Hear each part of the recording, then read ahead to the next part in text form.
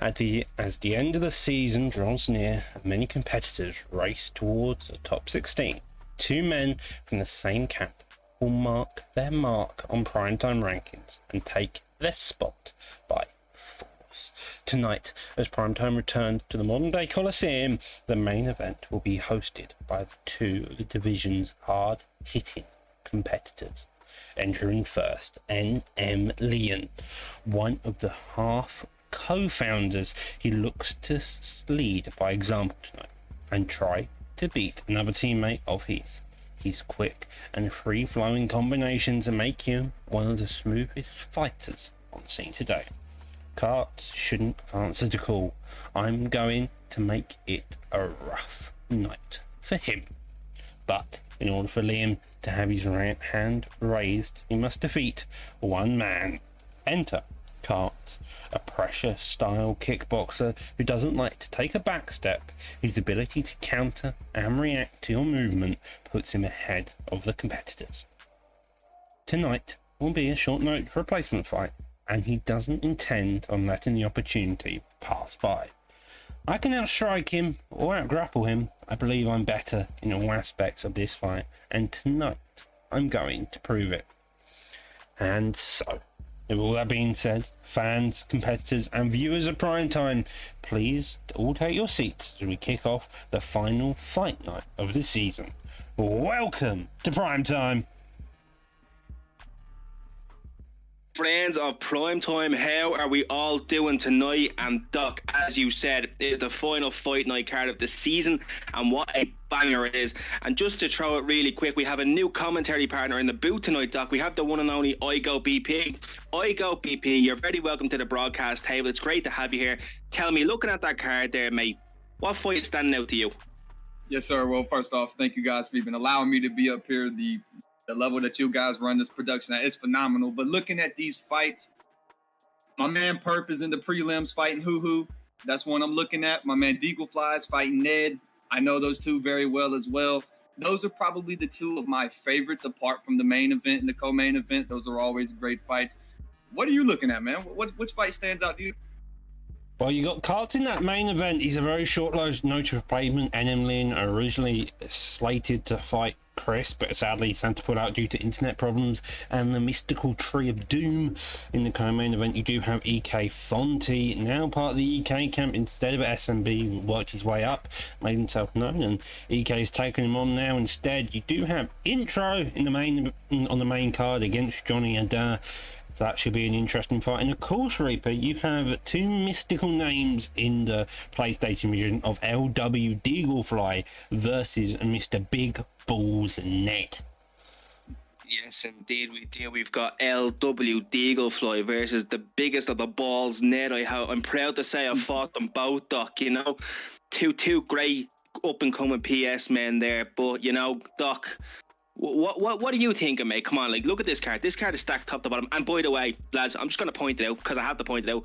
Y'all see that TT?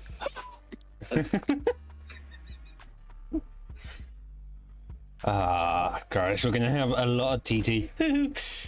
I can't do you any justice there, Reaper, but we continue. You also have Mr. Executioner straight afterwards, so those two are going to be a definite fight to look out for. But by the looks of it, these two beginning fights have got themselves lodged up. Now, we do have a slight change of the graphic on here. Megatony seemingly stuck up the mystical tree. Instead, we are going to have a replacement being fighting Mr. Tony Trill here, Reaper. We do indeed, and I believe it's Stone Cold. Did someone just hear the glass break? Uh-oh. Go. Tell me, how familiar are you with these two fighters here kicking off the prelims tonight? I know Tony Trill a little bit. I've seen him fight, but I do know Stone Cold. I've fought him a few times. It's been a while since we fought, and I know he's been getting better. And Stone Cold's a great guy, so I'm hoping right here that Stone Cold can get the finish and get it done. But I also know he's not fighting a joke neither. He's going to have to come in here and put up his A game. There you have it, Doc. Doc, what do you know about these two men? Well, Stone Cold's been around for a while. I think he competed all the way back in Season 1 of our PlayStation division, if I'm not mistaken. So he knows the game, he knows it well. Tony Trill's the new guy on the block. He's the one who's got to make his mark known. Hopefully we can get confirmation on which one's which, because I currently don't know. I think Stone Cold is Tempt, whilst Stone Cold is Tempt. Yeah, okay, exactly. So we got a Song Yudong, possibly a Marlon.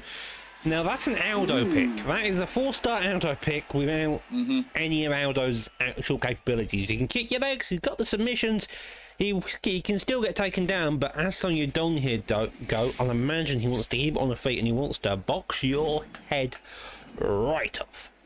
And knowing Stone Cold can definitely do it. And I do like the fact that I've never looked at Marlon before as a 4-star Aldo, but really thinking about it, he that is really what he is. He's a 4-star Aldo. He can kick your legs.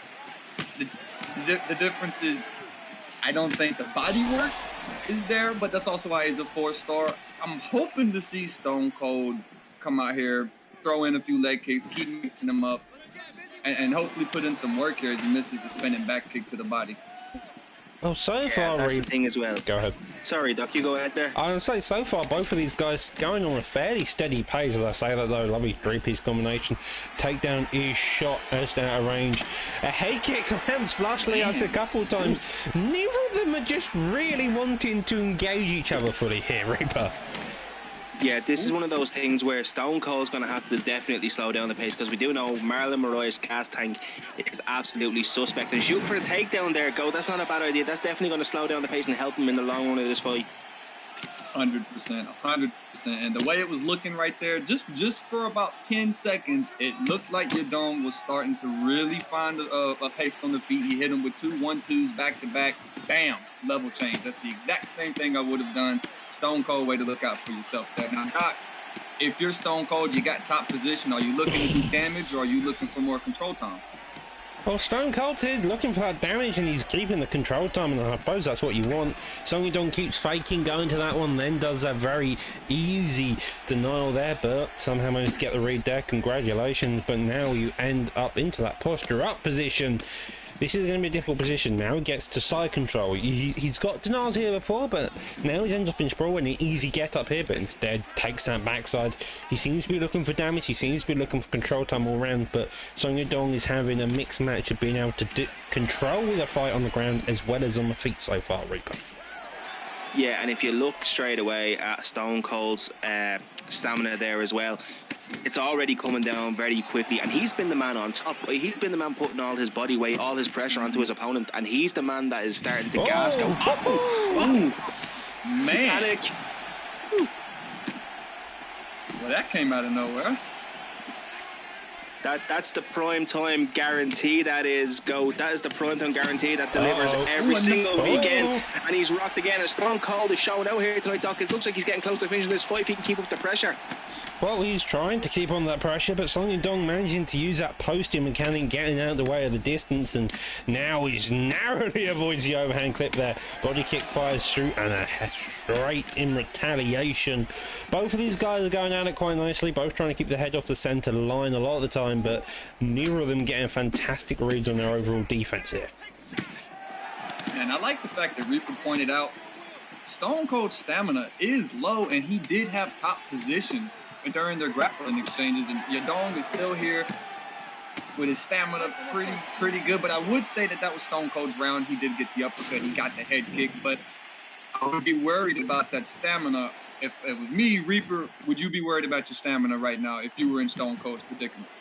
The second I would have got up off the floor and threw that head kick in the pocket, I would have been worried, because you've got another 10 minutes and you're going up against a Song Yudong. This man has power in his hands. Let's not forget, Doc. He carries that power throughout the entire fight. And Marlon Moraes' gas tank is only going to fade as the fight goes. So, speaking of power in his hands, maybe he wants to go more towards the boxing style. You've seen a lot of head kicks, seen a lot of body kicks of Song Yudong, so maybe that's what he needs to adjust here. Use those punches, use that jab, get the hooks established as well, and once you figure out a distance, you can really do it. But as I speak of punches, overhands there, gets a lovely stun.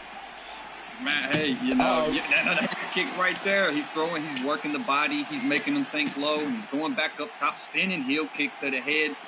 I do like Stone Cold throwing the front body kicks, but it's not looking great for him right now. Reaper, what are you seeing, my friend? Yeah, I'm seeing a lot of Stone Cold now after that rock. He's getting rushed quite a lot, right? He wants to get it back. He's trying to pull this back now. But for him, he just really needs to calm it down take his time. And, you know, another takedown, Doc, might not be out of the question because right now he's doing a lot of nothing. But yeah, he really is doing a lot of nothing. If you're Stone Cold, you need to be in the face, you need to be engaging, even if it's just getting a couple of leg kicks. Because all he's currently doing is walking backwards, sticking his back against the cage, and then coming out with his sudden burst. And the bursts work, but if you're not landing them very effectively and your opponent's getting off better bursts instead, then you're not winning the scorecards at all here, Go. Yeah, not at all. That's not the way you want to do it. If you're gonna explode and that's how you want your offense to come, I would like to see more feints, more ways to get inside of that pocket. That way, when you explode, you're not stepping into the pocket with a big overhand. You know, you can feint your way in the pocket. Oh, he gets dropped. Stands up. Oh, wait. That's an interesting idea. Like, that? you knocked your opponent down, he was so close to dead, and now you're just going to stand here Paul Craiging it, which I mean is viable, but if you're not winning the fight, Paul Craiging it is completely useless. And the knockdown gets stunned there, now putting on the pressure again. Song Yadong's really figured out a distance on his hand. Now coming out of leg kicks by Marlon Moraes here, but I feel like it's only only going to get him so far here, Reaper. Yeah, and there's one thing I am noticing about Tony Trill here, by the way, that's a fantastic name. There's one thing I'm noticing here. He is always blocking low. I think he's afraid of the Stone Cold shot coming because he was already been on the ground. Oh my God! Any Stone Cold shot that he could have come out with. Song Yadong pulled out a stunner with a head kick, putting him to sleep. Jesus. Stone Cold just got his ass whooped. Stone Cold got Stone Cold stunned there, He Reaper. got Stone Cold. No, he didn't get whooped. It was a back and forth fight for a little bit. But man, look at that. He didn't get Stone Cold stunned. He got Stone Cold knocked the fuck out. He did. He went to sleep. You guys want to see a dead body? That's definitely a dead body. Congratulations to Tony Trill. That's the first fight of the night. Already up for fight of the night contenders as I've ever seen it. Stone Cold tried. He came back a few times, but in the end, that head kick was the thing that he kept coming back to, and he just ran with it. Yeah, it was a beautiful performance from both men.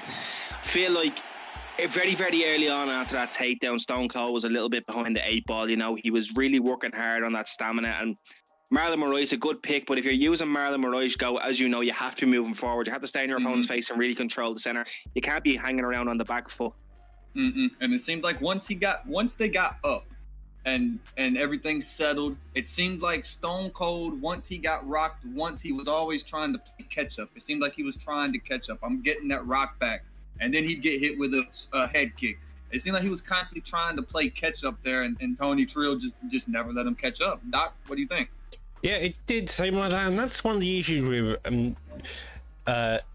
Jose Aldo Jr. of Marlon is his inability to really come back later in the rounds. Aldo has that 2-round gas tank, and Marlon has, if your chin's gone, it's gone, there's no coming back, and that's kind of the issue when you use a fight like that, which is fine when you know how to deal with it, but it was evident that maybe Stone Cold had to work on a couple things there, maybe working on defense, just get that bit of range sorted out, because it was taking the right steps there. It was just that Song Yadong had a bit more ability to go.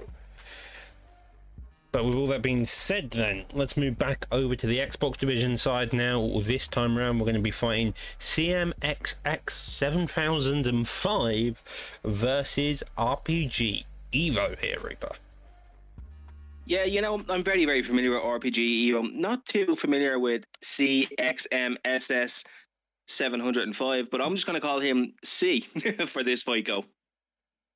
Yeah, I'm not too familiar with neither one. I haven't been on the Xbox side in almost a year, so I'm just kind of excited just to see what these two are going to do. Doc, tell me a little bit more about these guys.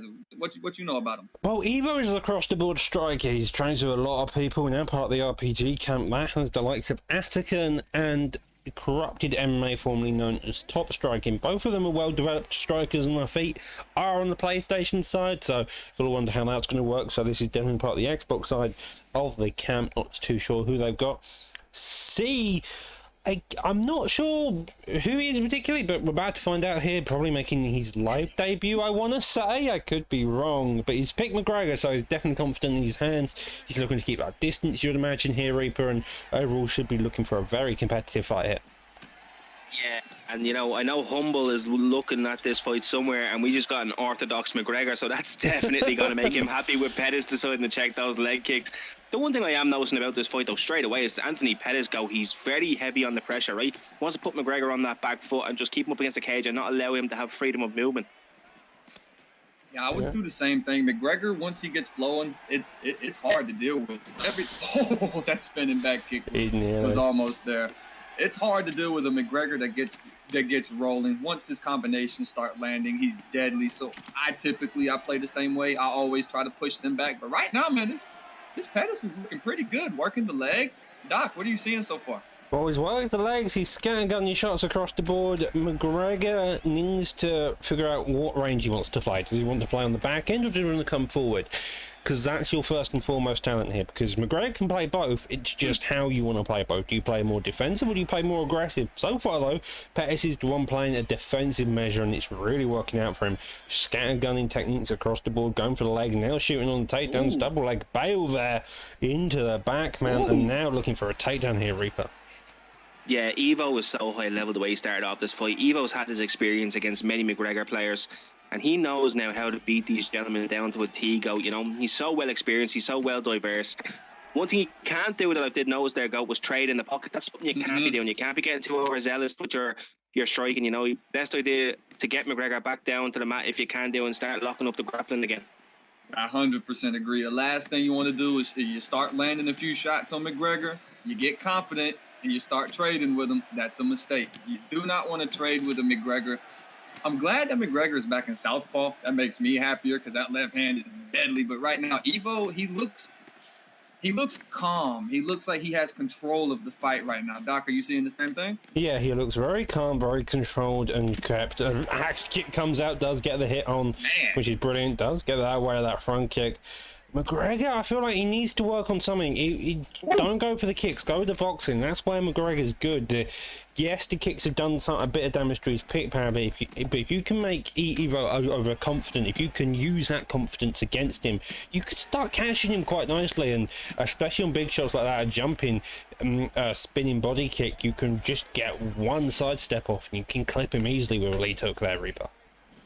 Yeah, but the things I'm noticing here is even when C is going forward, his combinations are coming out very slow. It's like he's very tentative with them, right? So I feel like right now, Evo, to his credit, very, very fair play to him using this Anthony Pettis fighter, he's actually made McGregor afraid to throw in the pocket go. I thought I was seeing the same thing. I'm glad as he gets dropped. Oh my gosh. Oh my God. Evo, you beast. Jesus. Evo is like that. Jesus. Oh, man. That was a fight. That's KO of the night. You're going to have to go a long way. It's just, McGregor went to sleep. You have to go a long way. Well, that was unexpected. I mean, anybody was expecting that, and he just got put there. Fuck to sleep. Wow. Jesus. I'm glad I'm on the PlayStation side. I don't want to fight that. That's what I was thinking as well. That guy is clean. I don't want to fight that. Props to Evo. Great fight. See, you looked sharp for a little bit, man, but Evo just had great control of that fight. Doctor, tell me a little bit more. Evo put the Xbox division on notice there. Jesus. He looked fantastic across the board, great control over the fight, and he just didn't at any point really take a step back. And even when facing someone like McGregor, he made life incredibly difficult for him. Just couldn't get around the boxing. Anytime he went for the kicks, he was checking them, and then even then when he went for the body, he was blocking them by either sidestepping, using the footwork of Anthony Pettis or such, and he just did a fantastic job overall there, Goat. That was a great fight. Evo came out and did his thing. It seemed like every time McGregor would land a 1-2, Pettis would immediately respond. Anytime that McGregor would get any offense going, it seemed like Evo would just shut it down immediately, and that's what I kept noticing. I saw C land a few 1-2s, and then bam, he immediately responded. I remember he hit him with a roundhouse to the body, and immediately hit him with a switch kick to the body, drilling that body. I mean, Evo looked very confident, and he looked very comfortable. Reaper, what you got to say? Yeah, Evo looked absolutely outstanding tonight. Evo knew it was the final fight night of the season, and he wanted to have a standout performance. And you know what, Doc, fair play to him, because that's exactly what he done. He showed up. I'm very unfortunate for C, you know, because maybe it was his first live fight, and it could be his debut fight, and the nerves got to him under the primetime lights, the primetime banner. But you know, Doc, Evo's a very, very grizzled vet, and he performed well tonight. Yeah, he did indeed. And so we move on to another fight on the PlayStation side. I'm going to let Reaper introduce this fight, since this is probably Reaper's highlight of the night. This is my guy. This is what I've been waiting for all week. I was praying to God this man was going to be on the Fight Night card. Tonight we have Pork Dog taking on TT. Your mic slightly cuts out annoyingly whenever you say that. Which slightly cut out there. Was it really? Oh, yeah. That's so depressing. I'm still saying it like that. As you can imagine, well, with that introduction, as you can imagine, with the guy in the booth by the name of Reaper wanting to buy a t-shirt with your name on it, hoo-hoo, let's get straight into your fight. Now, we're in featherweight, so we've got Yair Rodriguez here, and we've got Dustin Poirier by the looks of it. Poirier is very well-rounded overall. Weirdly, when you look at his stats, the only major difference is his health stats. He's got same striking, same grappling. He's got rubber guard as well, so there's that you got to be wary of. Yair, on the other hand, this man is a kicker through and through. He will kick you in any direction, which way in which. He does struggle a bit in the punch power here, though, Go. Yeah, he does, but I will say, knowing what I know about Perp, seeing him with Rodriguez, that makes me think he's looking for some flashiness. He's looking for some style. I'm hoping he does not abuse the spinning back kicks. I'm hoping he limits those. But knowing how Perp fights, I think Rodriguez can be a good fit for him. Reaper, what do you think about the matchup? Yeah, this matchup was fantastic. These two are so evenly matched, right? Dustin Poirier, Yair Rodriguez, featherweight. Obviously, you know, if you're in this weight class, these two are really the two to look out for in terms of 4-star picks. Yair, you know, he's just so fast, got those long limbs, Doc, and then Dustin Poirier's got that power to send your chin into the nosebleeds. Yeah, and that's what you want to be seeing if you're who's just coming out like a mental man, trying to get boxing combinations, and Yair, interestingly, wanting to stay in the pocket. And I think that's a very suggestible idea, and there you go, you want to use those kicks, create that distance, because that's where he is good. He's a kickboxer through and through. He can punch, yeah, but that's not his entire style. His legs are where he has made his money, and that's where you do all the damage as Yair here. Yeah, I would like to see Yair, when Poirier, when Hoo is forcing this boxing match, let me see you throw a knee. You know, let me see you throw a push kick and create that distance. Because right now he's playing the boxing game, and you can just look at their head health. He's not winning as he lands that nice 12-6. Reaper, what adjustments would you make if you were Perp here? Yeah, so, you know, I watched Perp fight a couple of weeks ago, and he had an outstanding performance. He was barely tapped in that fight. He was barely tickled in that fight, he was, Doc. But here tonight, you know, you got TT, who is just currently pushing forward, and he has no reserve or care for Yair's power, right? Because he knows damn well he holds the power. And it's just, you know, Perp right now needs to start circling, because his stamina's getting dangerously low, because he's thrown a lot and he's having, you know, minimal success at the minute, Doc. Well, that was another thing I was going to say about someone like Hoo is you can see Yair lands up two big body shot combinations. If Yair can work that body as who's throwing all these boxing combinations, as he's straining his own stam, trying to punch the head off of Yair, he's gonna eventually gas out. And you're already looking at 1:40 left of the first, and Dustin Poirier's stamina is a lot lower than that of Yair's already. And here we see them go down to the ground.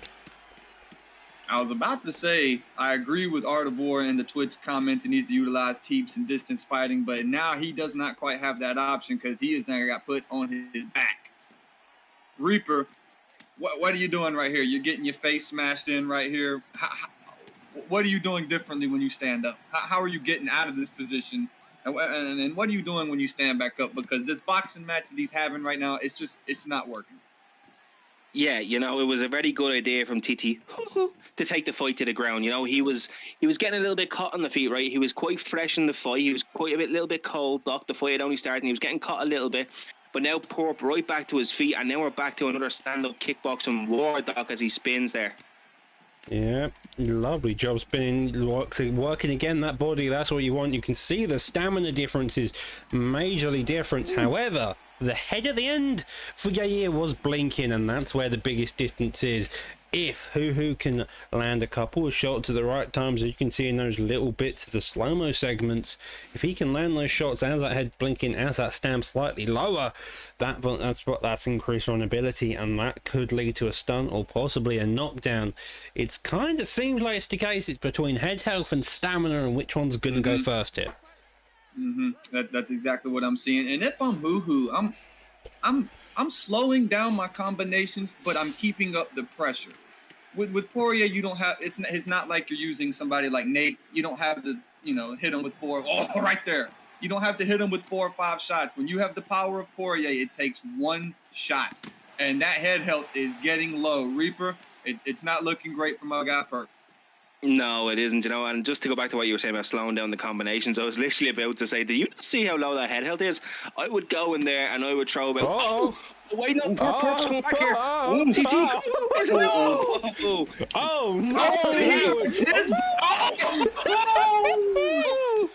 that was a combination. Wow. TT does it again, Doc. He just pulled. That was I don't know what that 30 seconds was, but I just want a replay button because Christ, that was insane. So the rundown of that, first 30 seconds was,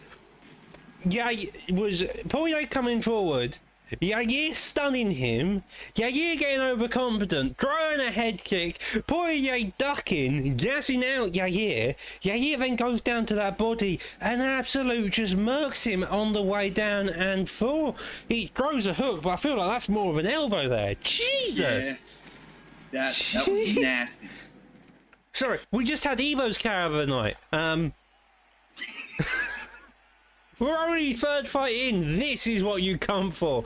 This is the prime time guarantee through and through. Christ.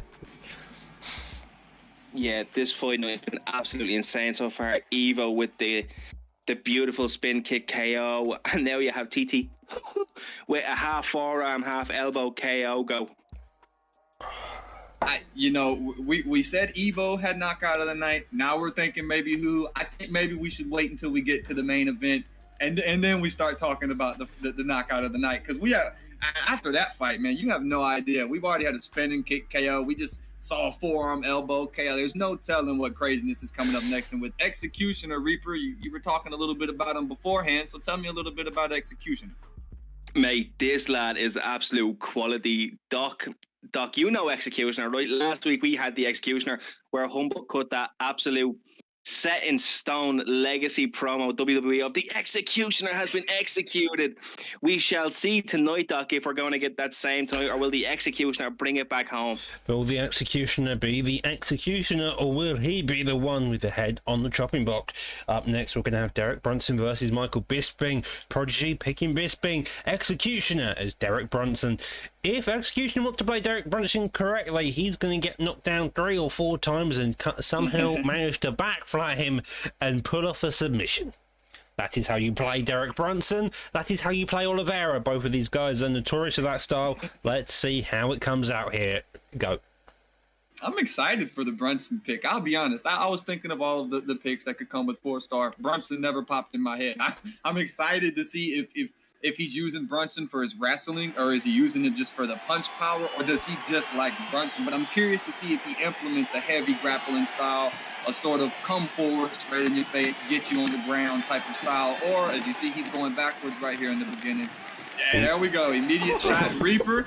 If you're Brunson and you got any size control, it's very early. Are you looking for control or damage? Damage all day. Gotta go for damage. the main idea of when you get the takedown is to get into a dominant position, right, Doc, and land as many elbows, as many punches as you can.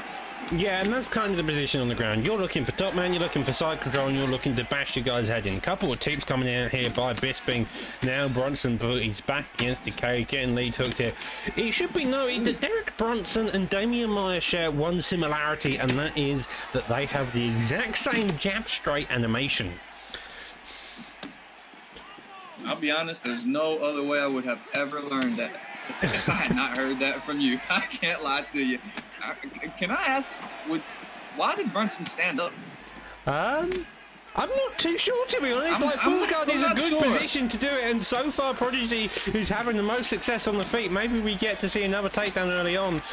Maybe it was accidental. I'm not too sure. Maybe. Like, as Brunson, you want to be on the ground even if you're only in full guard. Maybe it was because he got denied and he wasn't expecting it, so I want to see how it does on the feet. I'm honestly not too sure here, Reaper. Yeah, I wouldn't be standing up if I was Derek Brunson. Even in full guard, you have the wrestling capability to get back to your half guard, your side controls. You know, you can really make the fight long. And as long as you're on top, though, you're winning the fight. So he's not fucking winning the fight now, I'll tell you that, though. No, and I was just about to say, if I'm Bisping, I might would be ending a few combinations or starting them off with uppercuts. And right there, right when I was about to say it, question mark kick, hello. Right when I said that, he threw the uppercut.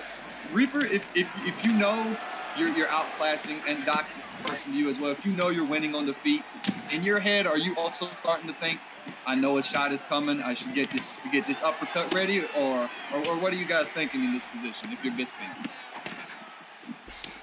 If you're winning the fight, and this has come from a guy who most of his fights always end up going to decision, I'm just backing off a slight bit. I'm waiting for them to make a mistake, because the more aggressive you play, the more risk taker you take, the more opportunities you end up with taking a shot. Now, that does mean you're putting more and more time into the judges possibly deciding that somehow you lose a round, because the judges on UFC are judges on UFC. But so far, it does seem like Prodigy's doing it. However, Brunson is landing quite a few shots. He's got the straight, he's got the head kick, spinning back fists there, both of them engaging as well, Reaper. But so far, I want to say Bisping's winning, but with the shots that Brunson has landing, and looking at that health stat, it doesn't seem like he's winning that. He's winning that much as you would expect from Brunson having his back against the cage for so long. Yeah, well, you know, the power of Michael Bisping has always been a bit of an issue. He's always been like a Max Holloway, quite a volume guy, right? He likes to dwindle down his opponents through fights. Being 3 rounds now, he really has to kind of push that a little bit more. He doesn't have the extra 2 rounds in him tonight, so he really... I do like the game plan, putting your opponent against the fence. If you can force your opponent to make a shot and then stuff the takedown go, you know, you're going to be the guy that's going to have the more stamina in the later rounds. And it looks like he's just trying to overwhelm with power here. He's being very Max Holloway, like I'd say, go. Oh, yeah, and I like what Doc said. I really thought Bisping was winning, not dominantly, but and lands the uppercut there, goes to the body. That's also another thing I wanted to point out. He has been mixing up his body shots well. But like Doc said, his health stats are not phenomenal right now. Now, we're in a 3-round fight. His stamina should be good. Doc, what do you think Brunson's health stats are looking like here? Is he chewed up anywhere? I think that body may be a little The iffy, body, the leg. I think with how Bisping's fighting, he's kind of scattergun all of his techniques around, so maybe they won't be as low as an individual shot, but overall they probably add up. You saw the stunt earlier, going down to that body, that lead hook, that rear hook from Brunson's also been playing dividends to working that body. A couple of the jabs, dig stands there as well. Both of them were playing massive dividends from landing uppercut side. Now the body block. The block breaking of Bisping. If he can get that jab established, Brunson doesn't seem to move his head quite off the centre line a lot either here, Reaper. Yeah, Derek Brunson, or the executioner. Oh my God, beautiful push kick into the question mark kick. That's high level stuff, that is, there you go. But one quick thing, lads, right, the one thing I am noticing is Derek Brunson is now starting to use his double jabs to get off the fence, and he's also, beautiful uppercut, and I just want to say that he's using that rear. Wait, hold on now. The executioner is looking to execute his first person in prime time on the live card, go. What are you looking at here? If I'm Brunson, that's what I was afraid of right there. I was afraid of a pool counter. You landed 2 uppercuts in a row. I would have probably mixed in a jab, and it's over. Man. The executioner has been executed again, Doc. doesn't have the same ring to it, Humble, but you are very true there. Prodigy making it a return, executing the executioner. His head was not on the chopping block, and instead poor old Brunson's had his body wrangled to Kingdom Come and then got finished on the ground. Both of them putting on an epic performance. Brunson looking like he was going to come back, but Prodigy making the right reads, making the adjustments very quick in that second round and coming back to get the KO. Yeah, Prodigy, I'll be honest, it seemed like he had a much cleaner fight than what his health stats were until that second round. But man, for the most part, Prodigy came out. He did what he had to do. He controlled the distance. He kept Brunson up against the cage. I don't know why Brunson never shot another takedown, Reaper. I think he was just afraid, because even when he got onto the top, he got onto to full guard and then he immediately stood up. So I don't think he's too comfortable on the ground. I just think he needed a quick 4-star pick, and it didn't pay off for him tonight, Doc. Sometimes that's the way it goes. You've got a lot of 4-stars. It helps to be well acquainted with a lot of them, especially at somewhere like middleweight. Middleweight, as I will always call it, is the home of the 4-stars. Everybody is 4-stars, apart from about 4 people. And of those 4 people, only about 2 of them are actually competitive, and that's Whitaker and Marvin. I have seen some people use Izzy, but I still debate that. You've also got Anderson Silva and Yoel. I think that's everybody who is above 4 stars at middleweight thinking about it. So sometimes that's the way it goes. Now, from the place that has all the 4 stars, we're going down to a division that has nobody who isn't high rated. which shows you how lackluster the division is in terms of fighters in game, and that division is flyweight. So we're going to have Mystic Mac versus EK Kapalot. Kapalot coming from SMB, now up to its affiliated camp of EK. This is going to be a fight you want to look at deeply. We've got Alex Perez versus Tim Elliott here. Go. I can't lie. If I got put on the primetime card for a flyweight, I'm in the same spot as Executioner. I'm just picking a 4-star. I have no idea who to use down there apart from Kai Car France. That's the one I use. Out of these two, I know Mystic Mac is I've seen him do some good work, but I also know the EK camp is very, very good. They have great reputation. So I know if you can make it there, you have to be at least a certain level. Reaper, if you have to pick out of these two, how do you see this fight going, and who do you see on top? These two gentlemen are so very evenly matched. I absolutely love this fight. You have Mystic Mac, who's been around the scene for a while, right? He's made his mark here in prime time, and he's an all-round great fighter. Then you have the likes of EK Kapalot. And Doc, if I'm not mistaken, EK Kapalot did compete against Naz last week, right? Yep, so there you go. He's already sparring and fighting probably some of the best people in the world on the game, so that's going to grow his confidence. And using a guy like Tim Elliott, using a guy like Alex Perez, he's going to have that in and out movement, and he's going to be able to, hopefully, if Naz has taught him anything, is to stay out of the pocket and pick his shot stock. On a side note about Mystic Mac, we haven't seen him around for quite a while, to be honest, and this is a classic performance of someone like Mystic Mac. Mystic Mac loves the jab, he loves the straight, and then he loves setting up and everything else behind it. You can see he's got that jab, that level 2 jab. He's very effective, if I'm not mistaken. I think it's a level 2 at least, and he's just mixing it up, going in with the straight, and then working those body kicks afterwards. He has the head kick stun as well, and across the board, this is kind of just a classic Mystic Mac performance so far here. Go. Yeah, if I'm Mystic though, I'm gonna be careful. I've seen him 3 times in the first 2 minutes throw a kick in the pocket like that. That's number 4.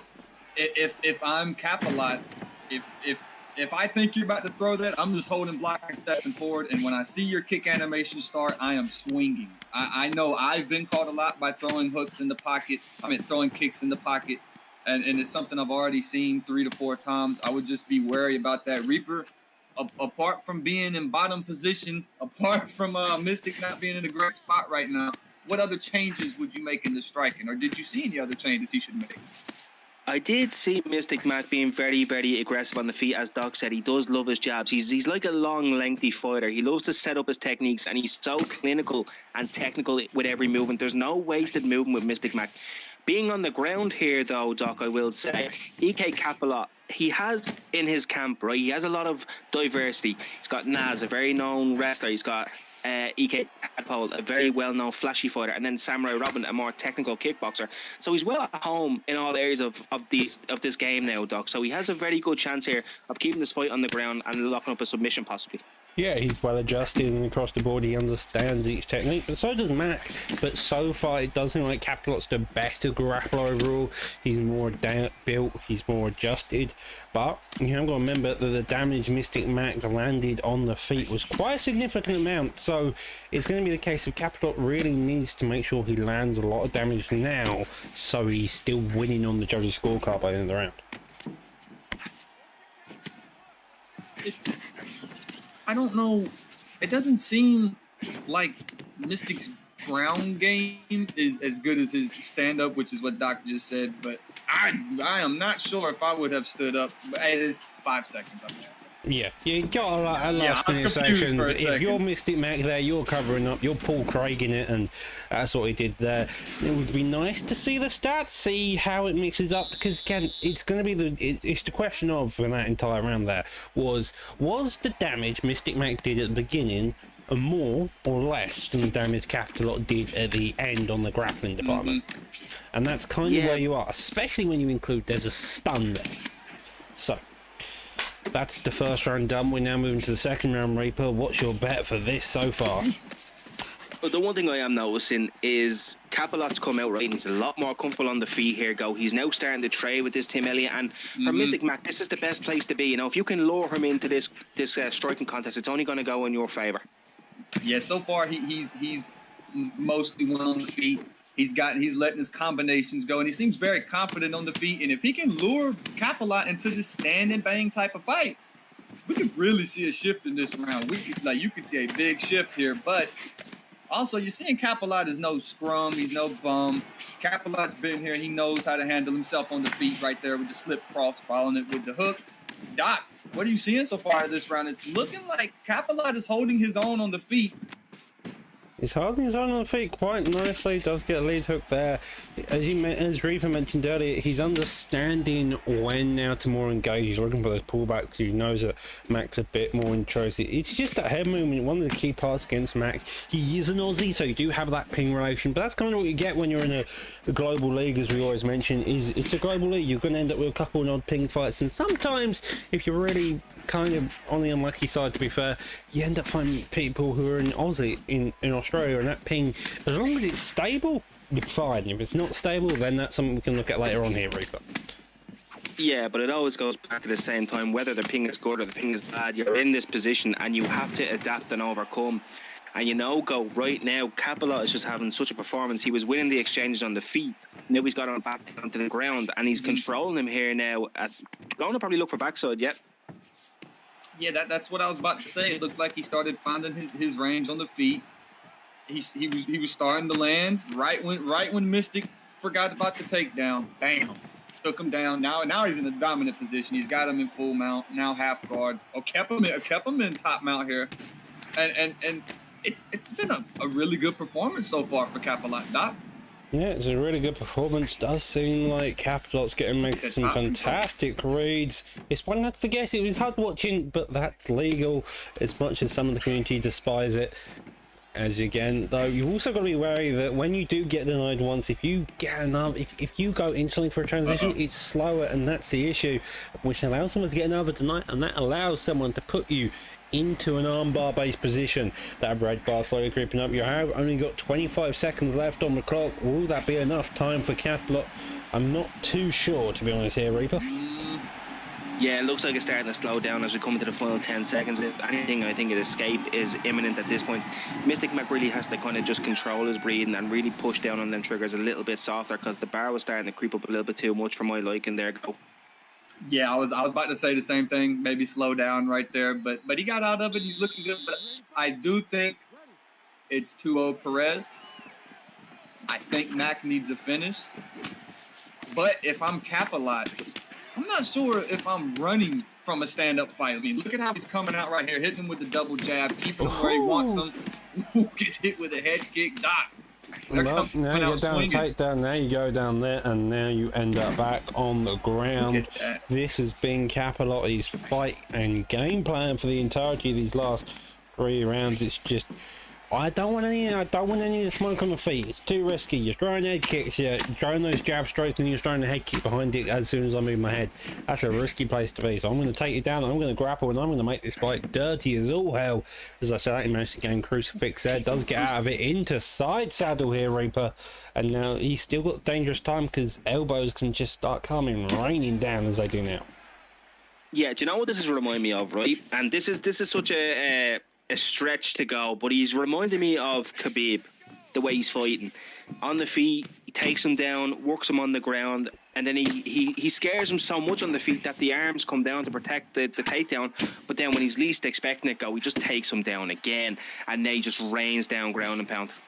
That is a perfect. That is what I was missing. And my brain, who am I seeing? That was perfect. I mean, he gets you thinking about the takedown, and then he's going to hit you up top. You start thinking about the feet. He's wanting to trade with me. Boom, he's going to take you down. He's going to smother you. You see, he's got him in crucifix right now. That was a great comparison. He is fighting a good bit like Khabib right now. He's just staying on him. If you're Mystic Mac, how are you getting out of this one? Slow and steady wins the race is the idea. Getting denied, however, definitely doesn't get you anywhere apart from in more pain, and that is currently what's happening. That head elf is blinking. He has been elbowed to smithereens. The blood coating the back elbow of Perez here. Elliot's face is covered, and he's just trying his damnedest. Walking forward towards the cage, trying to get him on the back on the cage. I'm not. Are they just going to do a lap? Not gonna lie, I've never seen one go that long before. I agree. That was I thought Misty Mac would have stuck his back against the cage to do it because that is a viable method, but instead we had to piggyback ride for a bit. That was an interesting one. Now trying to do it, now gets into the top mount, 50 seconds left. Can Perez get a finish? He is allowing the get up of Tim Elliott, but now getting the jabs. Mystic's got to get a knockout right here. He needs something. That was his saving grace. That get up from full mount right there. He got to his feet. And now just got it. Look at Capelot. Capelot looked like he was having issues in the first round, but past that, he just came out, he made the adjustments there, Reaper, and he just put on a performance and a half. He did, and you know what? My heart does go out to Mystic Mac because I know Mystic Mac would have wanted the stand-up battle, and as you said, Doc, he's such a technical striker, but it was just the takedowns tonight that really stumped him in his game plan.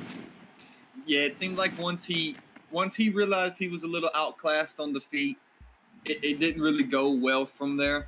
And like Doc said, after the first round, it seemed like Capelot really found himself. He found his groove. He calmed down a little bit, started landing his shots. And like you said, I noticed he was backing away, and boom, he knew when to enter and throw and when to get out. So I've never seen him fight before, but to hear you talk about the adjustments before fight and see him actually using the adjustments, to me, that's cool. But shout out to Mystic Mac, man. It was a good fight.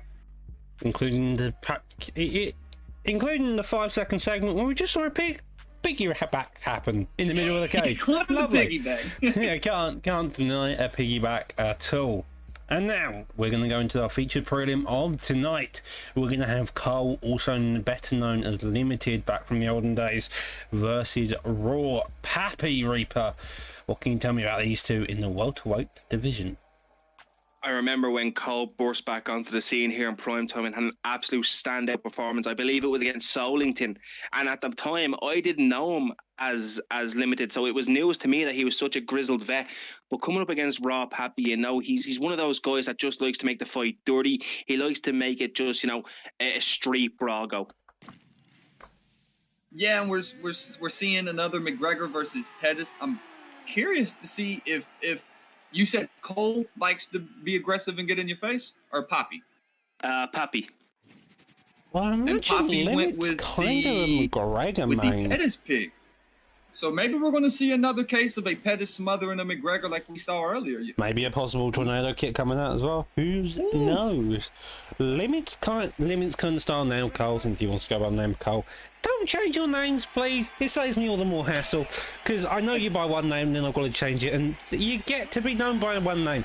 Anyhow, McGregor's kind of style here is hang back, then take a couple pot shots, then work your way through. Like already coming out for the favour of Pappy, he knows that he needs to work the base of McGregor to really open up, draining the slip kicks, lovely body shot there, and the jabs already getting itself established. Lovely boxing combo lands. Yeah, and I saw in the chat right before the fight started, someone said that this was going to be a very technical kickboxing match. This is going to be a very technical striking match. So that's got me interested. And so far, it's looking nothing short of that. Reaper, what do you see, my friend? Yeah, you know, the likes of Cole, when he came back and fought Solington, he really, Doc, he wanted to come back and make a statement because he put the pressure on from start to finish in that fight, didn't take a back step, lit him up with boxing combinations. But as Go said, you know, both men being very, very technical right now, quite slow, because they might have seen the fight go earlier on in the night, the Anthony Pettis versus Conor McGregor. But right now, it looks like Cole is starting to press forward and start to land those body combinations, Doc. Yeah, it does seem to be. It seems like they're both attacking a slow and steady pace. Both are working those body and the head fantastically. Lovely rear hook, digs down to the body afterwards. McGregor's very wary of that stamina as well. He doesn't want to expand too much. But that Pettis and that footwork digs down to that body afterwards, does miss that rear body kick as well. But if we landed 2 switch kicks, that's going to do some serious damage. Sadly, not to the open side, which gains about 8% vulnerability, if I'm not mistaken. We want to be really specific here. And I would like to see Pettis switch stance. There we go. There we go. I'd like to see him switch stances. Now you can throw your switch kick to the open side of the body. You have if you just switch stances, you open yourself up to a lot more options as he gets caught going for the flying knee. Gregor is just keeping it so calm and tasteful here. Yeah, this is how Cole fights. You know, Cole likes to move forward and really light you up with boxing combinations, and he does such a great job of remaining calm. He knows when to be in and out of the pocket go, right? He's so well diverse and he's so clinical that there's no ever wasted movement, because he knows that stamina of McGregor, if you're missing a lot, that stamina's going to deplete quick. And right now, he's just piecing them up little by little, Go. Yeah, and I like the fact I've seen him use the front kick, the push kick to the body a few times. McGregor's teep is I believe it's 4 stars, maybe 3, but it's a very good weapon. It's going to attack that body health. And when I'm using McGregor, I'm always cautious of my stamina. So having that teep and seeing people right there, seeing people use it, it's gonna take it over time. It will wear down that stamina. It's a lovely little body damage to Larry. Head does get blocked, sadly, does get hit. This is Airstream, by the way, this isn't ours. Both of them engaging back and forth in terms of the body work. That's where they really want to be doing it. Pace has landed a couple of knees, which has done a couple of jab straights more towards the head, but by the looks of it, both of them staying on an even kill between the stamina as we go into the final few seconds of this first round. That was a great round. Very technical. Both men have a clear plan. They want to break down the body to open up the headshots. It looks like McGregor has maybe landed more damage, but I definitely a close fight. Still anybody's fight. Reaper, what do you see? Yeah, it's a very, very close fight. You know, Cole's making a good case that you could think he took that first round with The Rock, and then Rob Pappy's fighting a little bit tentative. The one thing I'd like to see Rob Pappy do is maybe he's kind of just letting Cole come to him, and then when he is going forward, he's not setting up his feints, right, Doc? Feints are such a big part of this game, where you can really work yourself into a position, into a feint, into any type of place you can get your opponent out of his comfort zone. So for Rob Pappy, I feel like if he wants to, you know, really get into the pocket, he needs to start throwing feints, because right now he's just staying at the end of McGregor's punches. Yeah, and that's another thing you mentioned. Staying at the end of your opponent's punches is meaning they figured out their range, you haven't figured out yours, and that's what you want to be doing. As soon as your range is figured out, and that's figured out, you are allowed to be a lot more open. It's why jabs and teeps are such a crucial step, because the teeps establish your kicking range, the jabs establish your boxing range, and you can get both of them off. You're fantastic. That body kick, though, Jesus. Uh-oh. Wrong time to major lunge. That could have got rough right there. I was about to say it was looking fairly even, and that Pettis' body health was actually looking great. But and now it's you know, everything's not looking too great right now. If I'm Goes for McGregor, the I'm takedown. switching to orthodox, to be honest, just so my lead hook is on the open side of the body. It gives you a cleaner shot, does a tiny bit more damage, and I feel like that is what Cole's doing, because Cole's main shot here is that lead hook.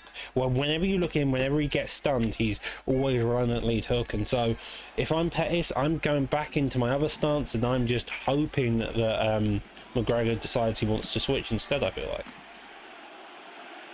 Yeah, you know, Cole right now is definitely managing the range. He's having a little bit more success. He's using his side steps now, I've started to notice. He's starting to stay off the center line now and really kind of circle around the cage to get away from those push kicks and those teep kicks from Raw Papigo. Yeah, I've seen him utilize the sidestep in the second round, made him miss the jump and spin kick. And it seems like he's starting to get comfortable, but every time he gets comfortable, as he's loud right there, every time he gets comfortable, Raw Papi hits him with something. He makes a play, he hurts him to the body, another one sits him down. That was a comeback and a half. That body kick is just working time. He's home for something. McGregor does manage to get up. I was about to mention the stamina of McGregor looking a lot better, but instead, Papi managing to do it fantastically. A jab straight lead uppercut, because it seems like Pettis is expecting a head kick. As soon as that block gets broken, he's switching off to the side. If you just a hook or an uppercut, just mix it between the two instead of the head kick, and you may stand a chance of hitting Pape there. But so far, both of these guys still in full contention. When you think one of them's going to be winning, the other comes back and comes out with a beautiful shot here. And it was exactly what I was about to say before you said it. Maybe look for a front kick or a 1-2 uppercut. You know, he's ducking a lot after the second shot. So maybe we're going to see Cole make that adjustment, come out with the 1-2 uppercut. Reaper, talk to me, man. What'd you see in that round? Yeah, this fight is definitely living up to expectations, lads. I'm thoroughly enjoying this fight. It's definitely very close. Rob Happy definitely pulling back in the second round there, Doc. He's making a really good case. He might have even won that round with that body rock. So it could be 1-1 moving into this third round, Doc. Well, he did get the drop. Compared to the stuns, they were even on significant strikes. So you got to imagine that is in towards Pettis' favour. To me, that's 1-1 apiece. His third and final round, as Humble Ray says, is the most crucial. And this is where you get to see who's going to flourish the most. You've gone 2 rounds, you've made the adjustments. Who's going to be the one to make the final adjustment? So far, Pettis is the one who's made the biggest adjustment, working that body kick, as you can see. But McGregor needs to find something to really put on the pace here. Do you know what I think he needs to do? I think he needs to stand in Pettis' face and not move back. It seems like he's losing this kicking match, and he's had success with the hands. Turn this into a strict boxing match. Right now you're losing. He's landing that switch kick to the body, and he's landing it effectively. He landed it 4 times in a row, and there's another one. Make this a boxing match and make him box you, Doc. If he's throwing a kick in boxing range, lead hooks, rear hooks, all of those shots do hella damage compared to what they usually do just off the clean sweep here, Reaper. So you got to imagine that's what Cole's going to be looking for. But if you're Pettis, he's happy, he's content, he knows what his shots are, but he just needs to land them is the issue. Yeah, well, it goes back to what you were saying earlier on in the fight, Doc. You know, it really... Oh, that beautiful switch kick again. Rob Happy is utilising that switch kick some of the best in this fight that I've ever seen in competition, Doc, because he just has the timing on it now. And he's putting Cole in a bad spot. Cole is forced to switch to orthodox. He's no longer using the lead hand, the left hook of McGregor, and now it's all coming down from that right hand side. And it's... it's over! I was gonna say, I think he's waiting for a head kick to come. It never came. He got blasted to his body and sat down by the body shot. As soon as that body went, Pettis knew how he was going to win. As soon as, like, Pettis was struggling to find an answer, but as soon as he got that first body stun, he knew where he wanted to do. He didn't realise how much body damage he did until McGregor realised that his body was absolutely destroyed, and from that point on, as you can see, Pettis exploited that to the best ability. Cole couldn't make a read, couldn't make the adjustments, and that was the adjustment that won him the fight there. Yeah, it really was, Doc. You know, he, as you said at the beginning of that fight, Doc, Cole had found his boxing range. And once you start finding your kicking range, it can definitely change the fight. And that's what it did for Rob Happy. He found that switch kick to the body and he landed it over and over. Even forced McGregor to switch to orthodox, and he still landed it and got the rock go. Yeah, that's what I was about to say. He forced the swap. The way that Doc called out in the fight, he wanted McGregor to switch. Well, McGregor had to switch, and all he did was swap his stances right along with him and banged another switch kick. It seemed like Cole was waiting for a head kick and waiting for the spinning kick. He was waiting for something up top. And it just never came, Doc. It never came. Yeah, it didn't seem to come, and that's sometimes the issues. If you can make the adjustments just right away, say those simple adjustments, they're tiny, they're small, but they can absolutely change the pace of a fight, and that's what Pape did there. But with that was our featured prelim of the night. We now move on to our main card. The first fight will be Lilo versus ICB Lepo at welterweight. Those two are going to be looking on to put one hell of a showcase. Looking further ahead though, you got Mr. Deaglefly versus Ned, a striking combination that is built for the ages. Following that, you've got KM Intro, a grappler, striker, mix-up, part of the Kingsman camp. That guy is notorious for all aspects of his game, part of the well-built camp. He's going to be a danger for the newly appointed Johnny Adair. He's new to the scene, I believe he's 2-0 if I'm not mistaken, and they're going to be fighting at bantamweight. Then, to finish off the main card before we go into our main event, we'll have Tikino versus Dre the Gentleman on the PlayStation side. Pablo Grips in our co-main. Part of that B3 camp, he's going to look on the put on the boxing pressure against someone by the name of Mr. EK Fonte. Like Capital, he was SMB. He's now gone up to the EK side, so he's looking to make his name even more notorious through that. That's going to also be in the bantamweight. And then, to finish off our night in the main event, will be NM Liam versus a late replacement Karts, and those two will be at featherweight. And so, Reaper, without further ado, we're going to get straight into the first fight of the main card with Lilo versus Lepo. Yeah, it's really nice to have another welterweight fight. You know, as many people know, that I'm quite disappointed in these picks again.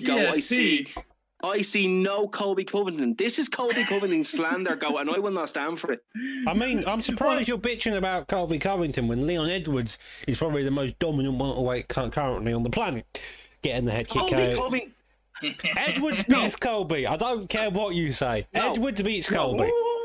No, Doc, you do this every week to me. You always try and upset me when we hit the main card, all right? Colby will take Edwards down for 5 rounds and hold him there gradually. But Usman tried, he failed, and that was at bloody 700 feet up in the air where the oxygen's a bit not less clear, even though Mary Poppins says it is. Anyhow, we've got off topic, so we mentioned Mary Poppins. Let's get used to into a fight. This is going to be GSP versus Burns. Yes, no Colby Covingtons, because Colby Covington doesn't deserve to be on the main card. You're upsetting me. You're doing it on purpose now, you are, Doc. Cool.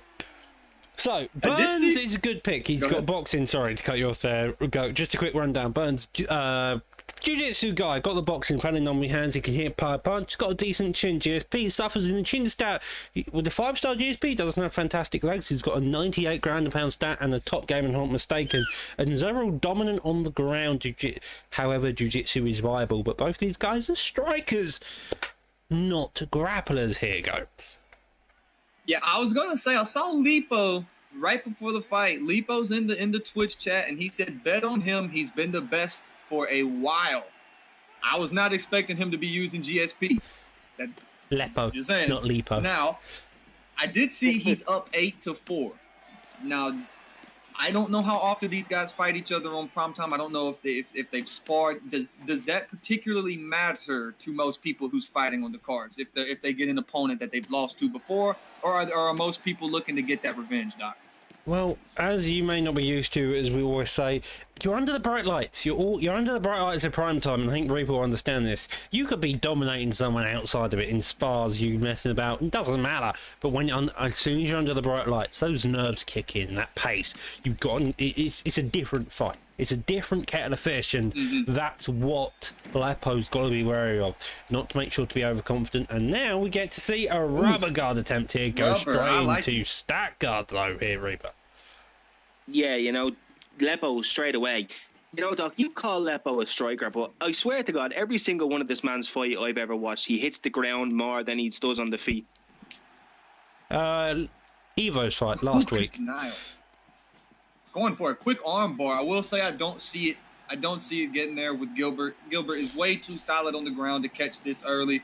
But I like the fact that he's throwing it out there, giving him something to worry about, giving Burns something to think about. Am I going to arm bar you? Am I going to smash your face in? Am I going to – here we go with the smashing your face in. Reaper, what I don't want to say what would you do differently because right now it's looking like Lepo just has his number on the ground right here. Yeah, you know, it's very smart of Lepo to take the fight down and lock up an armbar from top mount. And I'll tell you why exactly, because Lepo's catching him cold right now, right? Lepo has shown that he has no fear for Leo's Gilbert Burns pick with the submissions, right? Lepo's letting him know that I'm going to be the guy as he gets reversed, Doc. He's letting him know that he's not scared to be on the ground and that he can out-wrestle him if need be. Yeah, now we end up on the feet again. A minute 40 left on the clock. Both of them coming out aggressive. Burns possibly down in the round of the show. He's taken a lot of damage in the top mount. He's also got stunned, and so Burns is the one who really has to come back and do the damage. He's got the power in his hands. He just needs to land it. Lovely straight there. He's really coming out playing aggressive. I was going to be aware of the hook. The leg kick's also coming out to counter that head movement. And an overhand, somehow not getting the stun. Hand. Jesus. He is, oh, man, he is landing that right hand he's landing that right hand the way Adesanya just snaps his left hands through there. I mean, he's looking good right now. But I will say, if I am Gilbert Burns, as he gets rocked, I was about to say, God, Jesus wept to Mary and Joseph. He just tried to kill her, man. Woo.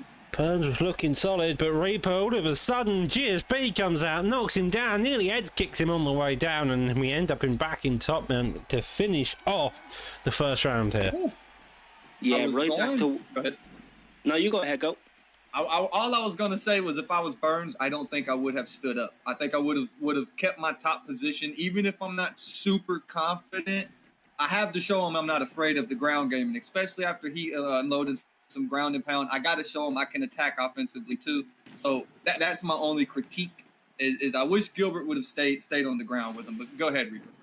Yeah, no, I completely agree. You know, after getting rocked by GSP there and dropped as well, Doc, right? It looked like the fight was about to be over.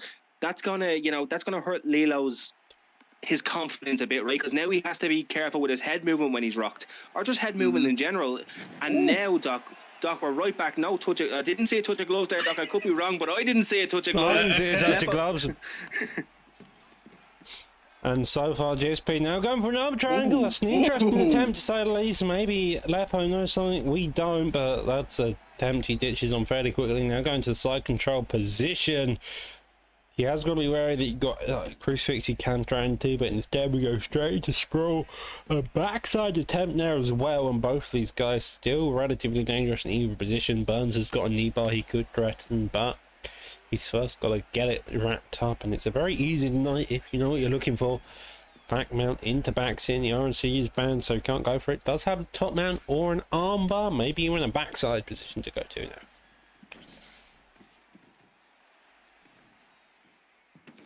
Yeah, I'm very, very impressed right now with the way Lepo's fighting, Doc. He's so calm, collected, and he's really giving Lilo all pictures to look at, rocking him, dropping him, and now he's on his back, and he is on Gilbert Burns' back. That is no easy feat for any man to take over, Go, you know? So, Go, if you're Lepo right now, you have the world of confidence right now on the feet and on the ground. 100%, but right there, if you're Burns and you finally get to top position, I just feel like you have to try to land some sort of damage to show him, because this is both rounds now where he's ended up on top position and he has no damage. So if I'm Lepo, if I'm St. Pierre, I have no issue taking you to the ground, because if you get to a dominant position, you can't hurt me. You're just going to stand up. So I feel like he needs to show he's capable of attacking on the ground. He needs to show he can hit you with ground and pound or throw up submissions from the bottom as he rocks him on the feet. I'm saying that's kind of Lepo's biggest issue here, is that maybe he's going to get a bit too overconfident, and Burns has still got that power. He's still got the stamina to really come out and just lace your head up to pieces. Now looking a bit more on that head movement, lunges there, jab straight also comes around. Both of these guys really understand everything. Head kick there does need to get ducked, but ducking just a bit too late.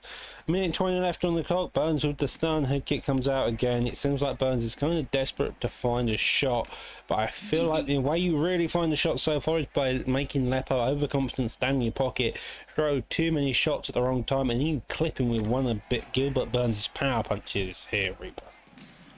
Yeah, and it goes back to what you were saying as well, Doc. And the one thing I have really noticed, beautiful throughout this entire second round, is Lepo starts off so calm, so collected, and does his work on the ground, right? But then Gilbert Burns gets one rock go, right? He got one rock earlier on, and he pulled that head health instantaneously down to the same amount.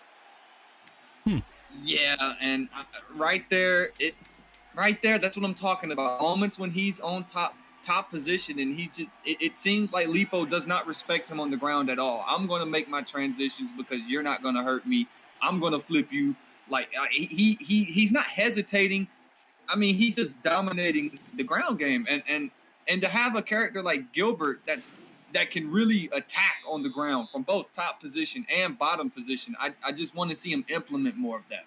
Doc, what do you think? Well, you've spoken a lot about Lepo's ability to dominate the ground, but so far I'm pretty sure he lost the second round, and that was by keeping it on the feet. So if you're Lepo here, you want to keep this entire fight here and where it is, just so you don't end up in a position where you end up getting a bit too aggressive and you lose the round by getting too cocky on the feet and getting clipped here, Reaper.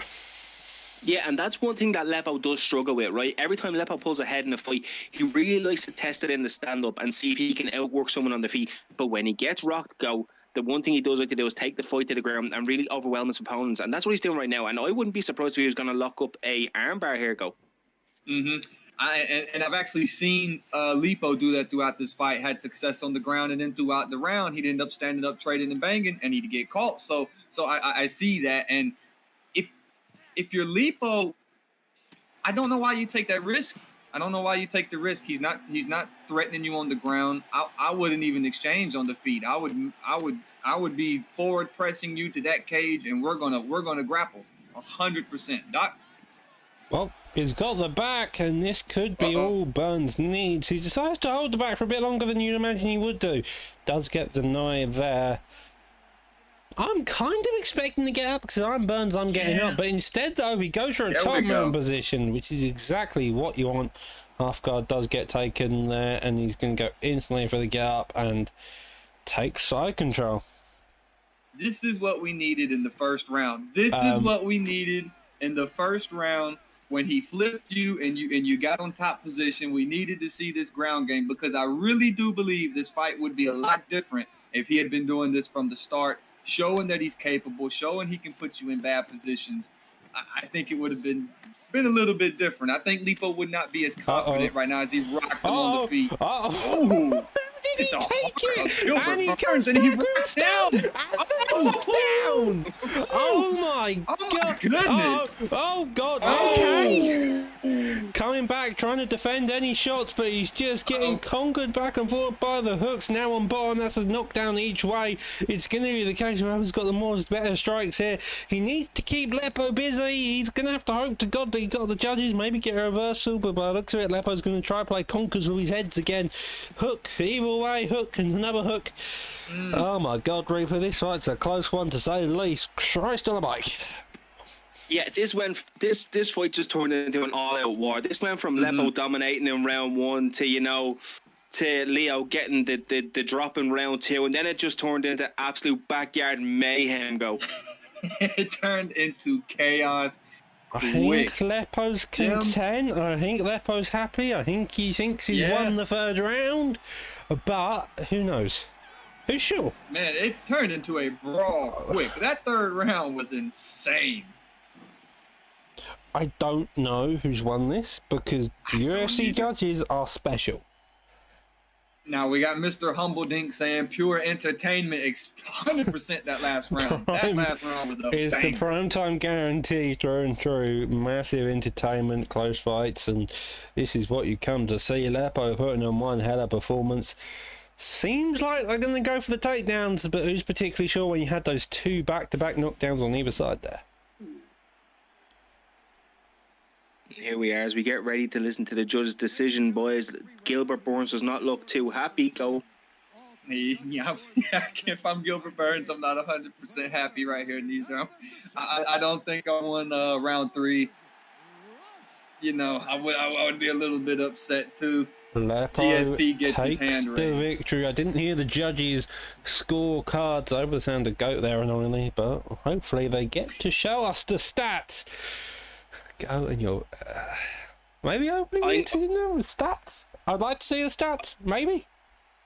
I'm going to say that's a very comfortable 29-28 for Lepo. I believe that Leo won the second round. Lepo took 1 and 3. 1-3 would be the sensible round to do. Only 6 minutes control time overall. 3 out of 4 takedowns, 41 to 103 total strikes. 3 knockdowns in the favour of Burns, but 5 stuns. Sadly, we don't get to see the judges' scorecards. It seems kind of sad, but oh well. I can't lie. I seen something in the chat from Deaglefly that made me very, very excited about this next fight because I've never seen Deaglefly use the character that he's going to be using. I am excited for this fight. Beyond excited now. Well, most apparently, Mr. Goat knows what character he's using. I'm about to find out, and Reaper will be the last tonight. I think I know who it is, and this just seems like more of a Big Balls Ned pick than a Deaglefly pick, but I'm looking forward to it nonetheless. We are going to have a Bobby Green versus I a knew it. Conor I knew it. I love McGregor. I've never I seen knew it. Deaglefly use Bobby. And you know what as well? I knew it. I knew he was going to either use Bobby Green or Diego Sanchez. Go. Yeah, and I've been watching Deaglefly for a long time. Deaglefly is in my I haven't watched him in a while because I've been back in school, so I haven't been able to keep 100% up with the UFC community. But I know Deaglefly was one of the cleanest strikers I've ever seen. Like he's up there with Sambo War, Reaper. As much as he don't like to give himself credit, Reaper is one of them that's clean that will light you up. But Deaglefly, man, he is different, and I'm interested to see if he tries to actually implement any realism. If he's going to try to utilize that head movement, that's kind of what I'm hoping, and we get to see a very big another technical war, really. Seems like we're joined by the other 2 commentators, if I'm not mistaken, John and Daniel Cormier this time around. But hey ho, that's the way it goes. Make sure your settings are correct. Make sure music is turned off. Please, for the love of mercy, for string quality issues. Anyhow, these 2 are going at it. McGregor already starting off quite nicely with the elbow. Bobby Green getting that jab established here, Reaper. Yeah, and the one thing, Doc, I know you love to point out about Bobby Green is that he has Bob. a jab. Man, Oh, the one thing Doc always likes to point out about Bobby Green, Go, is that Bobby Green actually has a 1-star jab. It's actually worse than Damian Maia's jab. Go. I did not know that. Even after all the updates, they never updated his jab. No, they Just never kept it to updated level his 1. jab. Damian Maia has a level 2 jab. Bobby Green has a level 1. Hey, you know, that makes sense. That's logic there. Right now, so far, seeing the teeps from McGregor, it's landing a nice hook there. These boys are banging every time they meet in the middle. Lovely lead hook there as well coming out. Body kick, a leg kick, sorry. And now the jabs are getting established. Bobby Green is really trying to get that level 1 jab always in his face, really working that block. But McGregor every time is having a comeback each time, does duck into uppercut, and there we go. Yeah, and you know what as well, Go? I've said this on a Big Balls Net account a lot of the time, and I know he doesn't like me saying it, but it has to be said when it needs to be said. I love when Ned fights going forward. I do not like when Ned is on the back foot, because Ned on the back foot looks for counters, and sometimes your opponent does not give you those counters. And you know, Deaglefly, as you said, he's a very high-level striker, and he knows the game through and through, and he knows exactly how to push the pace of a fight. But for Ned, I've always seen him struggle against pressure fighters, but when Ned is going forward and he's dictating the pace and he's dictating the range, he has the success. Just like that, Go. I was going to say, and shout out to Reaper, dude. Everything you've said, as we see a little taunt from Deagle, everything you've said, I've seen happen. When McGregor has been pressuring, he's won this fight. I mean, he got the rock, but when he starts going backwards, boom, he starts getting hurt. It gets a little iffy, and then just now we saw him get caught with the uppercut. So I'm kind of curious to see if Deagle Fly is gonna keep up with the output of McGregor, or is he gonna try to let McGregor fade away? 'Cause there's a small stamina advantage right now for Bobby Green, but it's very small. But there's a clear health advantage for McGregor. Doc, what do you think? Yeah, it seemed like the small stamina advantage is very small to the point where I don't really say it's a stamina advantage. However, the general body stats towards the favour of Bobby Green. Sorry, McGregor. What my words? Reaper, take over, please.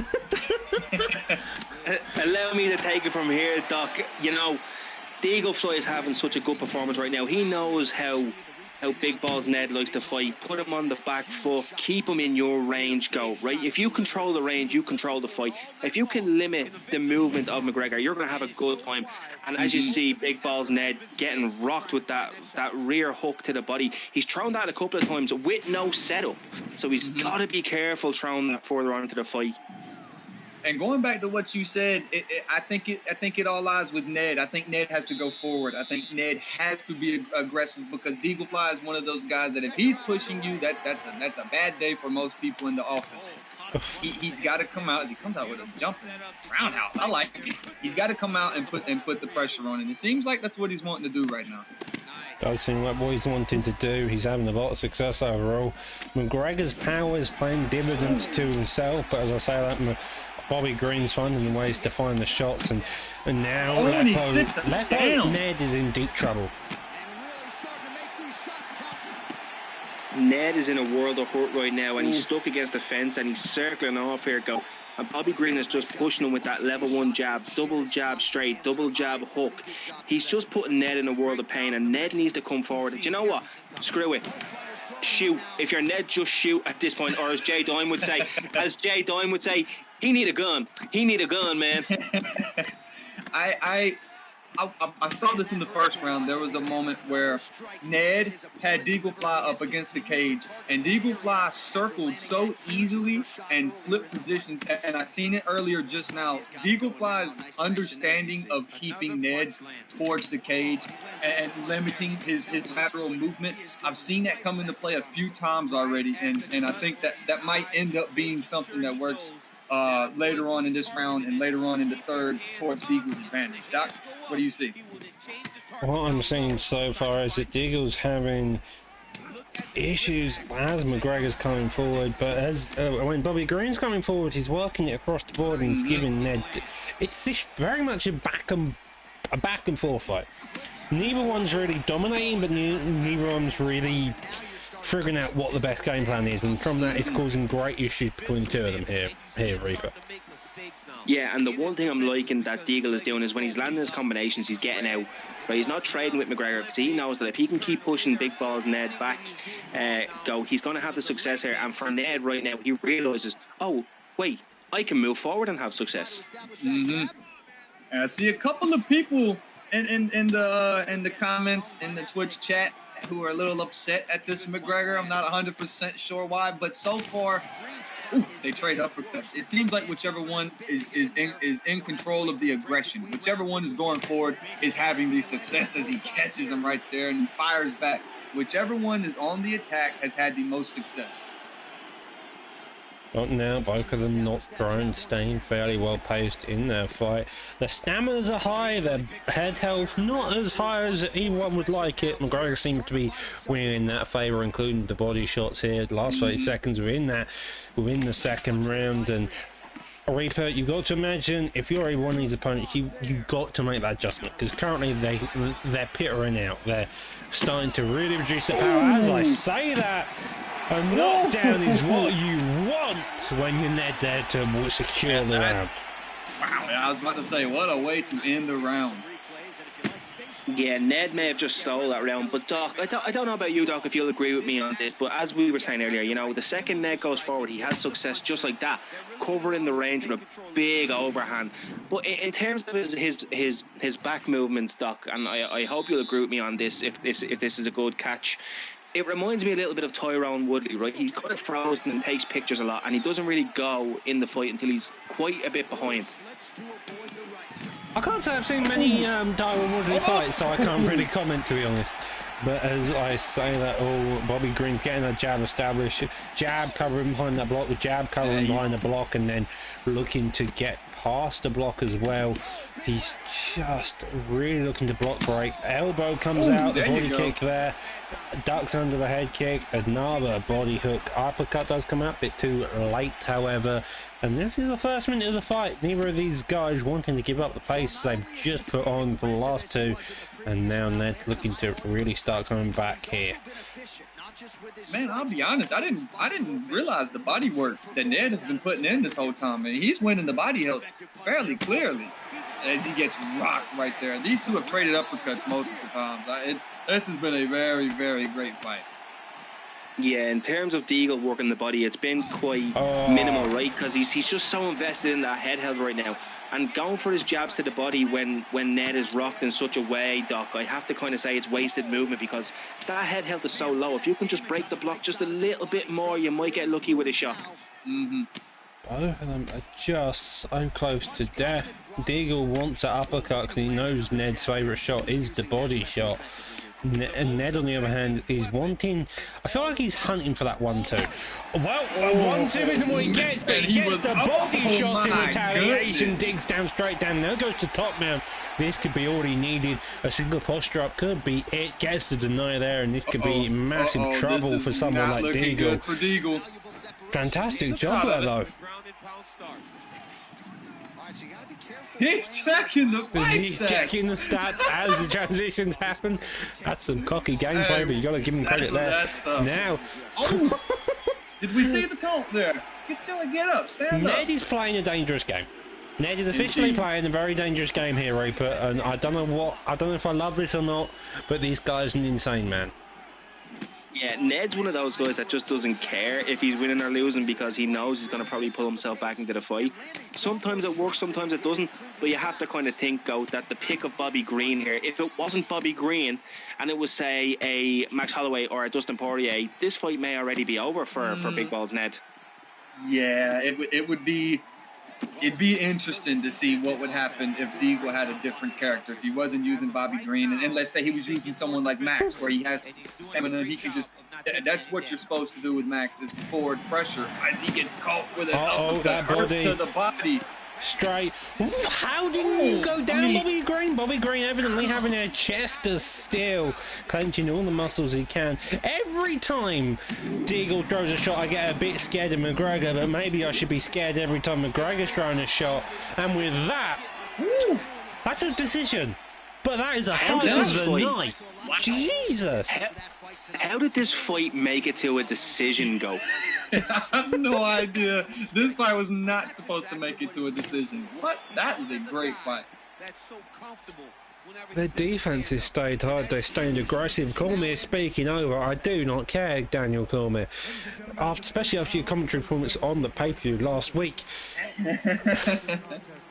I will say I love the fact that Ned noticed Deagle was loving the uppercut. He noticed he was having success with the uppercut, caught him with an uppercut counter, and then hit him with an uppercut of his own. It was uppercuts galore. It was uppercuts galore. It seemed like Bobby Green couldn't miss an uppercut, but it seemed like McGregor's body work and the amount of time and effort culminated in that third round being pure insanity. As you can see, both guys just having a pure fight and a half there.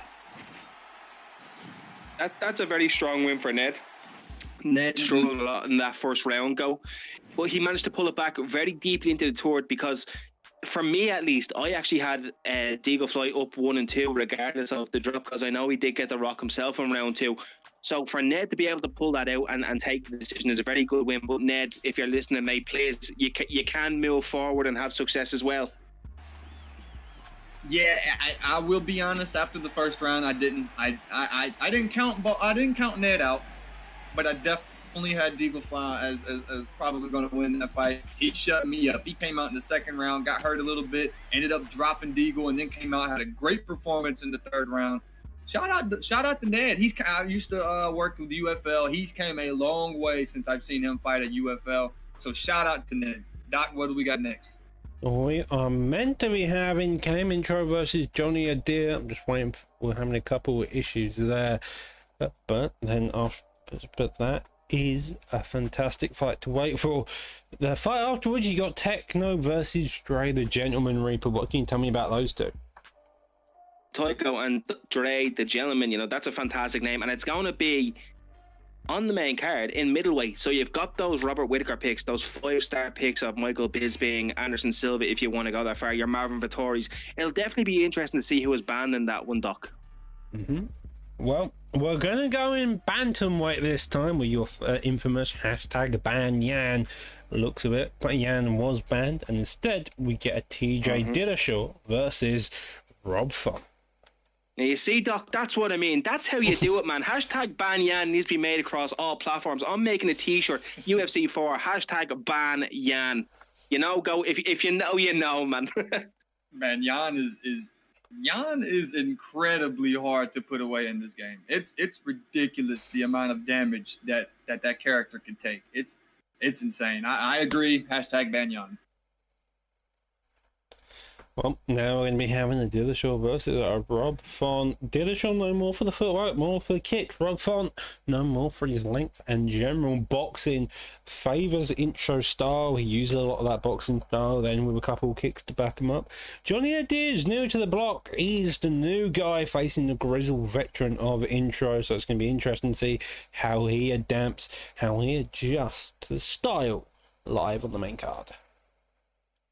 Yeah, and Intro has that footwork, right? He's one of those guys that KM camp is notoriously known for their footwork go, right? You have the likes of Caliber, who plays footsie so well. He's so in and out of the pocket. He's literally like a Dominic Cruz / TJ Dillashaw. And, you know, you have to wonder if KM Intro is going to adapt to the same game plan tonight. Yeah, and I'm hoping to see TJ in this fight so far throughout the first 50 seconds. I would like to see TJ, you know, move in and out. Get out of that pocket, because so far staying in his face and staying in boxing range, it's not looking great. Rob Font is doing Rob Font things. Comes back with the uppercut, sticks down to the body, and then goes up top as well. These two engaging in all manners of boxing glories. Couple jabs, and then goes again. Oh my goodness! Oh my goodness! Yeah, but again, the uppercut comes out as soon as Dillashaw stops being stunned and Rob Font's going down to that body. You gotta be worried of the uppercut, because Dillashaw just knows when to time it, landing it every single time he's throwing it. It's such a key weapon of his so far, it seems, Reaper. Yeah, Johnny Adair is fighting really well. They're both fighting really well, regardless of the rocks. You know, they're both staying in the pocket. They both feel like they have the fight-ending combinations in their arsenal go, and right now they're proving it with multiple rocks. Yeah, I mean, I was saying Johnny should move out of the pocket. Then he blasted him with an uppercut. So, hey, what do I know? You know, I would like to personally see him move in and out, just so the fact that when Intro plants and rips, some of those punches whiff. That's going to attack that stamina a little bit, because he already has a stamina advantage, and a pretty big one considering we're only 3 minutes through this fight. Doc? Yeah, 3 minutes into this fight, and both of them are engaging like Kingdom Come. You got to imagine, if you're Rob Font here, you're happy doing this. Maybe you take a bit of a step back. Maybe you get that jab, just reaching to the end of its punch, just so it gives Dillashaw a bit more hassle to work with. Maybe not throwing any kicks in the pocket is also suggestible here, but Dillashaw's doing a fantastic job scattergunning attacks from head to toe. Not really working the legs very much, but judging by the fact that both of these guys are just sitting in the pocket non-stop, Reaper, it's probably the right decision. Yeah, and the one thing I actually really am liking about Adair here, Johnny Adair, he's really impressing me, right? Because he's coming up against a man in KM Intro, right, Doc? KM Intro, very known around the scene, a very technical fighter, a great fighter, known for his movement, for his pressure, for his all-round capabilities on this game. And Johnny Adair is showing no fear and getting right there in the pocket with him, Doc, and saying, you're the old blood, I'm the new blood, I'm here to make my mark, I'm currently 2-0, and I want your spot in prime time. Yeah, well, he's keeping himself alive. The one biggest issue that we've yet to mention, stamina. He has thrown a lot of shots Intro has shown a lot of shots and knocked down there to finish off the round one. Both of them have shown a lot of shots. Both of them have played a very aggressive game. But the difference between the two is Intro has managed to keep his stamina fairly high, whilst Johnny Adair has had massive issues on that stamina. That's made even more clear here. And that only increases your vulnerability window. And that is something that you've got to be very wary of coming into this second round. Did y'all see that combination he came out with? Oh Yeah, my man, God. that's Oh my goodness. that's KM Intro doing KM Intro things. That is there. You should see KM That was sketches. disgusting. I mean, you like how intro combos are. Sketches the man of the house in the KM camp for that. Sketches the Frenchman who comes out with a bunch of combos, and you're just not quite sure what hits you. But moving back onto this, right, Intro's now a couple of leg kicks, and their body teep there also comes suit. The gas tank of Johnny Adair is probably the biggest issue now, and that's something you've got to be scary of, just because that opens up the vulnerability window so much more for Intro just to really land his shots and do some more damage, even with pillow punch like hands from Rob Font. Yeah, and it's kind of like the old saying that people in MMA community say: the toughest men cower when they are tired, and it's the same in this game. When you run out of stamina, you can't fight back. You just got to curl up, throw single shots, and right now Intro is putting it on him. He's wearing him out, hitting him to the body, hitting him to the head, kicking his leg. I mean, he's losing the leg health actually, but right now he is rolling right now. It's looking very good if you're on KM Intro's side right here. Yeah, Adair started off so comfortable in the pocket and had some great success with some uppercuts as he throws another one there, Doc. But KM Intro has really found his rhythm, found his groove in this fight coming into the second round, and he's really been able to flow freely with his combinations as he throws a lunging straight there, Doc. That's when you know KM Intro is in the matrix, is when he starts throwing those lunging combinations. Yeah, the uppercut there does try to land, but again, he isn't landing particularly. The word stamina is creeping up on his stamina bar, and it seems like Johnny Adair is not soon for the making. He's got to really find his shots to land, otherwise Intro's just going to have an easy time. Their head helps are similar, but it's the issue of if TJ can't meet the same pace of Rob Font's going to go and move ahead more and more in terms of the advantage, and that's looking like Johnny Adair's biggest issue currently. Oh my God! I was well. That's what I was gonna say. I was going to agree with Art of War, and the Twitch comments. Maybe Dillashaw should look for a takedown. Nada. Intro said, "I'm just gonna boink. I'm gonna hit him with a clean little left hook and end it right here." Right Intro looks scary. He's PlayStation, right? No, it's Xbox. Xbox. Oh, he's Xbox. Yes. Yeah, we're safe. We're safe. We're safe, lads. Intro looked dominant in that fight, having a dangerous fight, making it competitive in the first, but then as time went on, as the stamina decreased for Johnny, Intro just got more and more dominant. And so that was an Xbox fight. We now move on to a PlayStation fight. We have got Techno, one of the two. I'm saying Tycho. We'll go with Tycho then, versus Dre the Gentleman. By the looks of it, we're going to have Southpaw Tycho versus Dre the Gentleman, but this seems like it's going to be Marvin Vettori versus the Cannoneer so far. That's a very interesting choice. A 4-star Jared Cannonier obviously holds a lot of power, but the stamina can come home quite quickly with shots go. If you're using Marvin Vettori, the game plan is quite simple. Take the fight to the ground, wear down your opponent. Do not allow Jared Cannonier to use that 99 power. Oh, yeah. But I will say I like the Cannoneer pick. I use Cannoneer online a little bit. He's great to mix up with because he has leg kicks. He has stupid power in his hands, and his cardio isn't terrible. Now, I think it's around the 90, 91, give or take. So it's not terrible, not good, not someone you want to, Nate Diaz somebody with and snowball him with shots. But if you can pick your shots with Cannoneer, you can get him thinking about the leg kicks. You can open up the head kicks and open up the shots upstairs. And when you have the power that Cannoneer has, it really only takes 1 or 2 shots to put somebody down, Doc.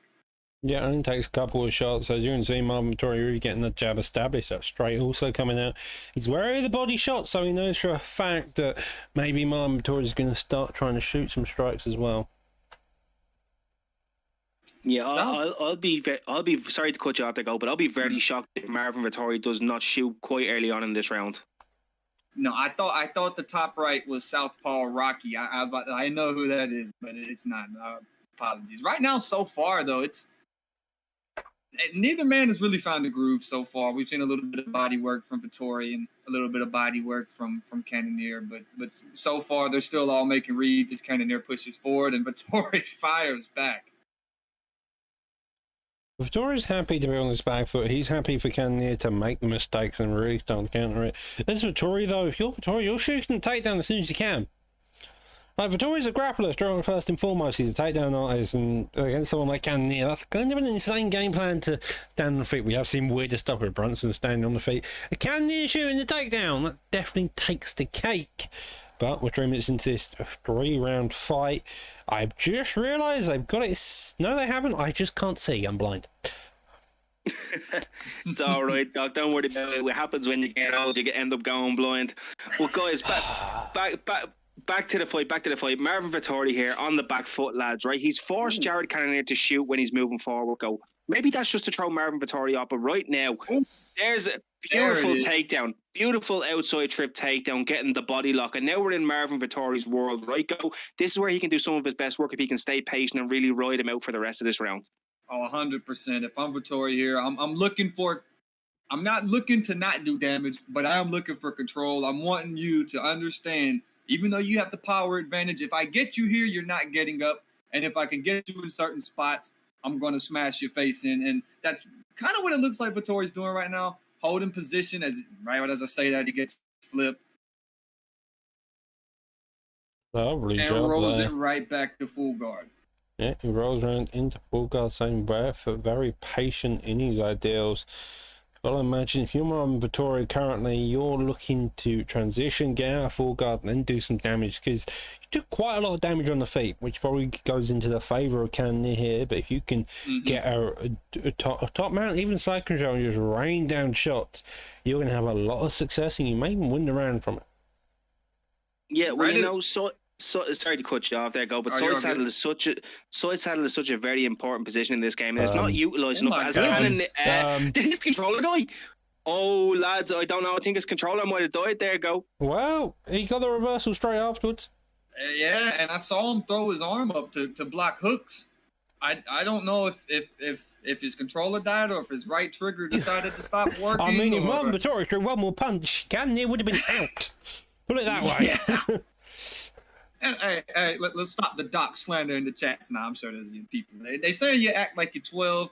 The Doc acts like an adult, if you ask me. All right, I got you back, Doc. As you do casually. Now we'll go back into these. What am I meant to say to that exactly? Both of these guys are striking first and foremost. Cannonier really dominating first and foremost. And a couple of knees are coming out. Digs down to that body straight afterwards. A straight follow in suit. Does, while looks a bit techno, one is hoping for a takedown, but he seems like he's a bit too scared to shoot it so far, Reaper. Yeah, Dre the Gentleman is doing such a great job of pushing forward right now at the start of the round too.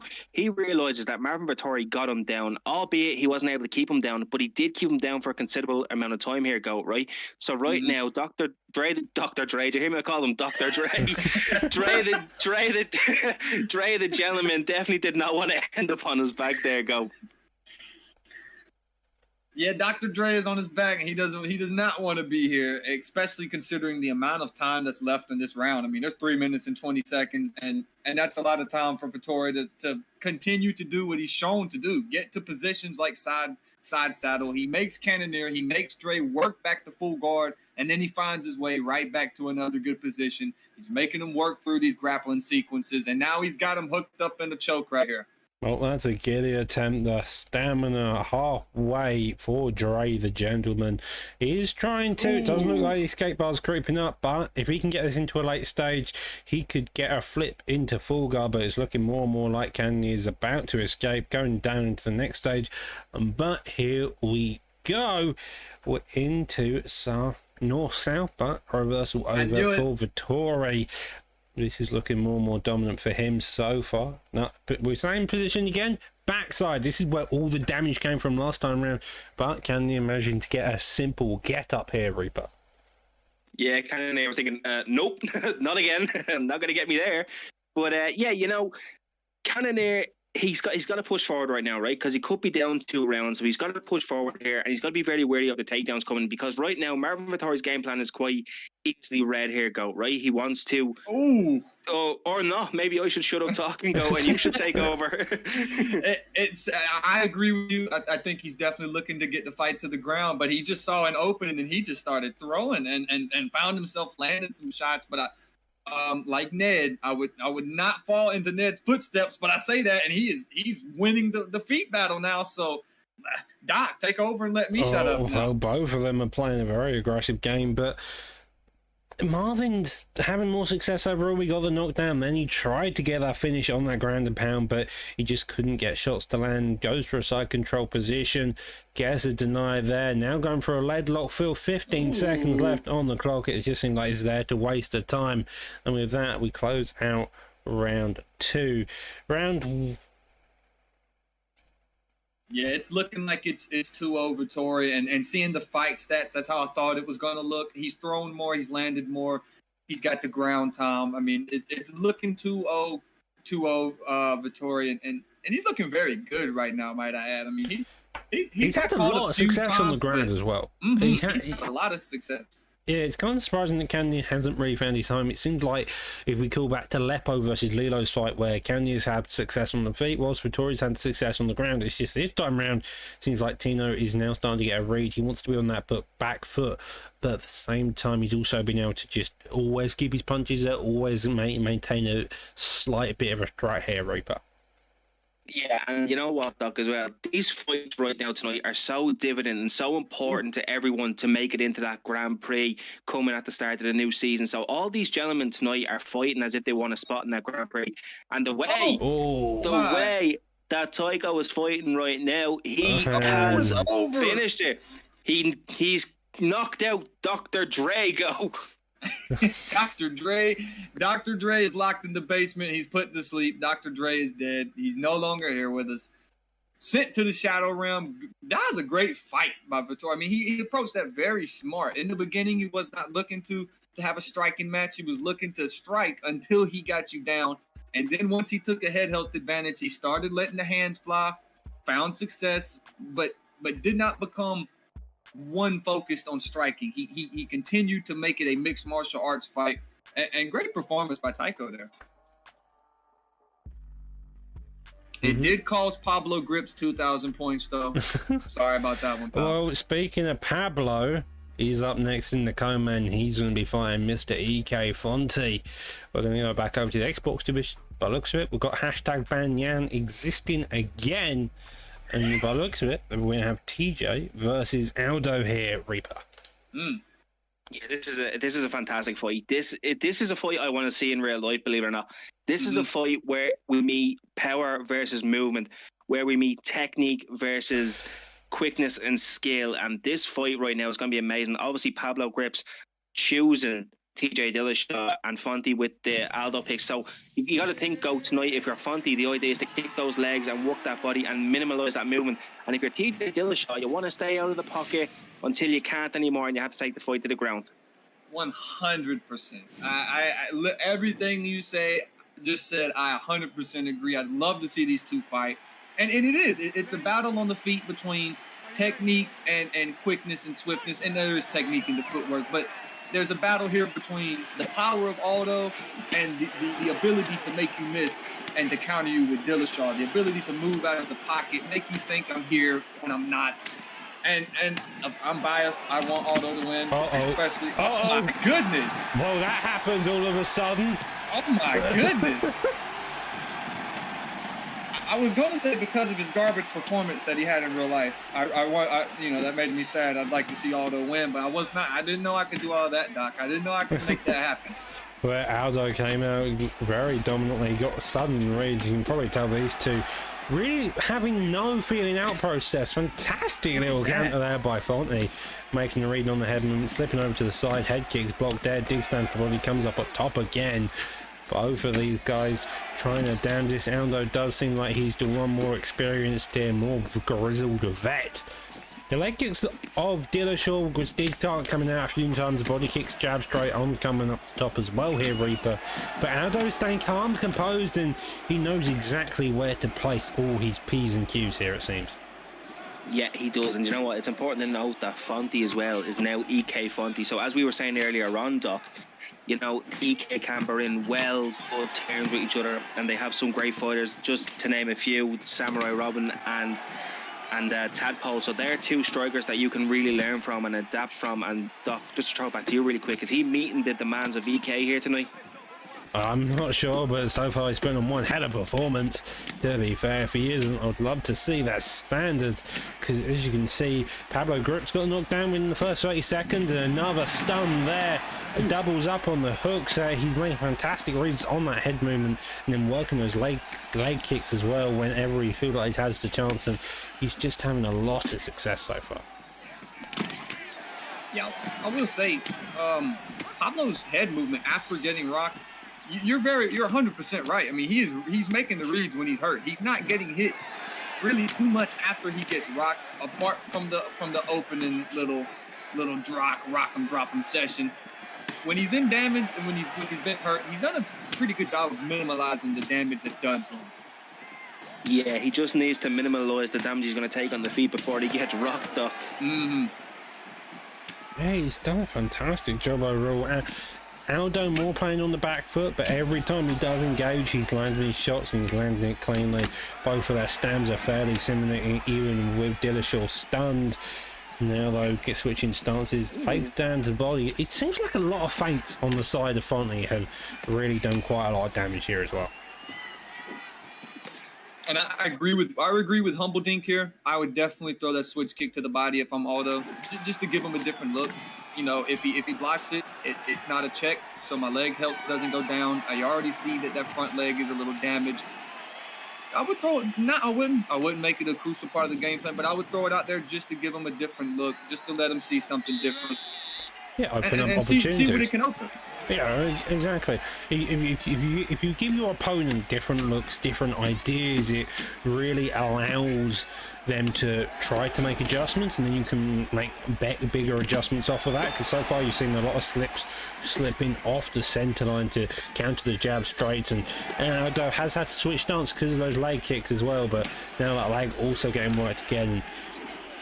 If you're Dillashaw, that's probably what you can go to. You're going to work the legs a bit, but you're also going to make sure that you're keeping your head hand high, just to make sure your opponent isn't working that chin, which is already kind of compromised, it seems. Mm-hmm. And it was a great strategy. Just knowing you're going against Jose Aldo, knowing he's got the 4 to 5 star leg kicks, knowing Aldo, what he does to your legs, and coming out and making sure you're landing the leg kicks, you're causing the damage. Now he can't throw leg kicks. If he does and I check him, both of your legs are hurt. They're both compromised, and it gets dangerous. As I say that, he throws the kicks. So, Reaper, take it over. I'm wrong here. Take it over, Reaper. Yeah, Pablo Grips is really starting to come alive in this fight in this second round, right? He's starting to land more leg kicks. He's starting to be a little bit more flush and a little bit more cleaned up. And he's really got Fonte on the back foot kind of guessing right now as he gets the beautiful trip, but doesn't want to go into the guard, Doc. I would say maybe go into the guard and test out that ground game, see what that looks like. Yeah, it does seem like it's a complete reversal of round one. Round one, it seemed like Fonte was having a lot of success, and round two, Pablo's made a lot of the adjustments to really stop Fonte in his tracks and make him have outlooks that he's not particularly sure how to handle, and so far it seems like Pablo's leading with that success. So far, 2 minutes left in the first round, a couple of clinch attempts with the knees doing a bit of damage to the block, hoping to land through, but no real damage done so far here. And that's what I wanted to see. I was about to call out. I was looking for some more body shots from Aldo, and as I was thinking it, he starts throwing the body hooks. So if I'm Dillashaw, I'm going to keep banging up that left leg 100%. I'm going to keep banging up your legs. Oh, he goes up top, hits him with a beautiful head kick. Got him in a bad spot right here and gets flipped. The power of the straights is such a deadly tool. You have to be wary because straight shots lead to reversals. They can lead to the get-ups, the hooks less so. Now Aldo's on top. He's down because of the knockdown, but he can start to do similar damage if he can get a couple push drops and just wail on his opponent if he gets a chance here, Reaper. Yeah, and it really speaks to the level of this fight as well, right? Because if you remember right at the start, AK Fonte was having so much success on the feet and he was really giving Pablo Grips a lot of issues. But if you guys just quickly look at the stamina there of Fonte, it's drastically changing this fight. And I think if Pablo Grips can really start digging down to that body with some kicks a little bit more ago, he might bring that stamina home in round 3 and get himself a body rock. 100% agree. I would like to see, considering how open and how often you're able to land the leg kicks, the body shots are probably available too, and seeing the change, and now Dillashaw has the stamina advantage by a good bit here in the third round. Oh, and he gets caught going to the body. Digs down to that body as well. Uppercut back in retaliation. Head kick coming out, the one that knocked down Aldo within that second. Slip hook, uppercut following suit. Both of them engaged in that pocket. Seems like both of them knows their tools at their biggest weakness. It seems like Pablo's is their uppercut. Fonte's seems to be the head kick for the time being, but maybe Pablo will figure out another shot to really open up with. And so both of these guys are looking to set up each other's shots here. Yeah, good switch kick. Yeah, Fonte's really trying to bring this fight back into the stages of round 1 when he got that rock and that drop, and now he's really trying to take over this fight. And as you guys see there, Pablo Grips is starting to unload every single bit of his stamina there. Go. Maybe it's kind of desperation time after getting rocked. He kind of maybe thinks he needs a finish right now. Yeah, I think he does, but I don't know if I agree. I think it's 1-1, but I'm never mad at nobody for going for a finish. Never mad at nobody for going for it. And he does have the block of Aldo pretty low. No, it's not blinking low, but you can break that with a 2-punch combination. You throw a 4-piece, 2 of those are probably gonna land. It's 1-1, but in the favour of Aldo because he's got the knockdown this round, and that's what Pablo Grips needs to get back. He needs to get the knockdown within about 2 minutes if he really wants to hold this, or get the KO in fact, and that's kind of the difficulty. You're looking for Aldo to make a mistake, and you're looking for him to take control just to give up slightly, and it seems like Pablo's going to gas himself out trying to do that now. Yeah, Pablo is moving forward. He realizes now that he is down in this fight. He may possibly lose this round if he doesn't end up taking it over via a knockdown or even a knockout go. So you're gonna see Pablo really push the pace here, and he's gonna let Fonte, if he can, drain what little stamina he has. But Fonte just. It did, but Fonte does not have the stamina to follow up for the power of Jose Aldo go. Yeah, if man, I mean, you are not kidding nor lying. Pablo is unleashing his stamina right now. But I agree with you. I don't blame him. I mean, the stamina with his block being that low, you have less than a minute. Both of your staminas are around the same, and you're losing. You know, you're down in this fight. Go for it. You gotta go for it here. It's the slight head movement of Fonte every time Pablo throws. You can tell that Pablo lands one shot, but it's that little slight head movement off to the side, either going into the shot or away from the shot. It just takes away most of the pop, and it just allows him not to get dropped here.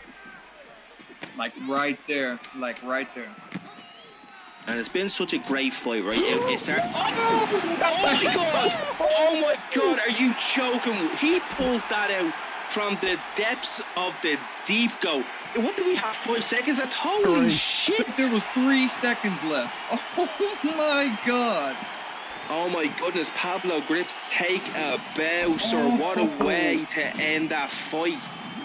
Jesus. That was a read. He knew he was going to go for the uppercut followed by the hook instead of the pullback. He just ducked straight under, comes out with a straight, and he's just dead.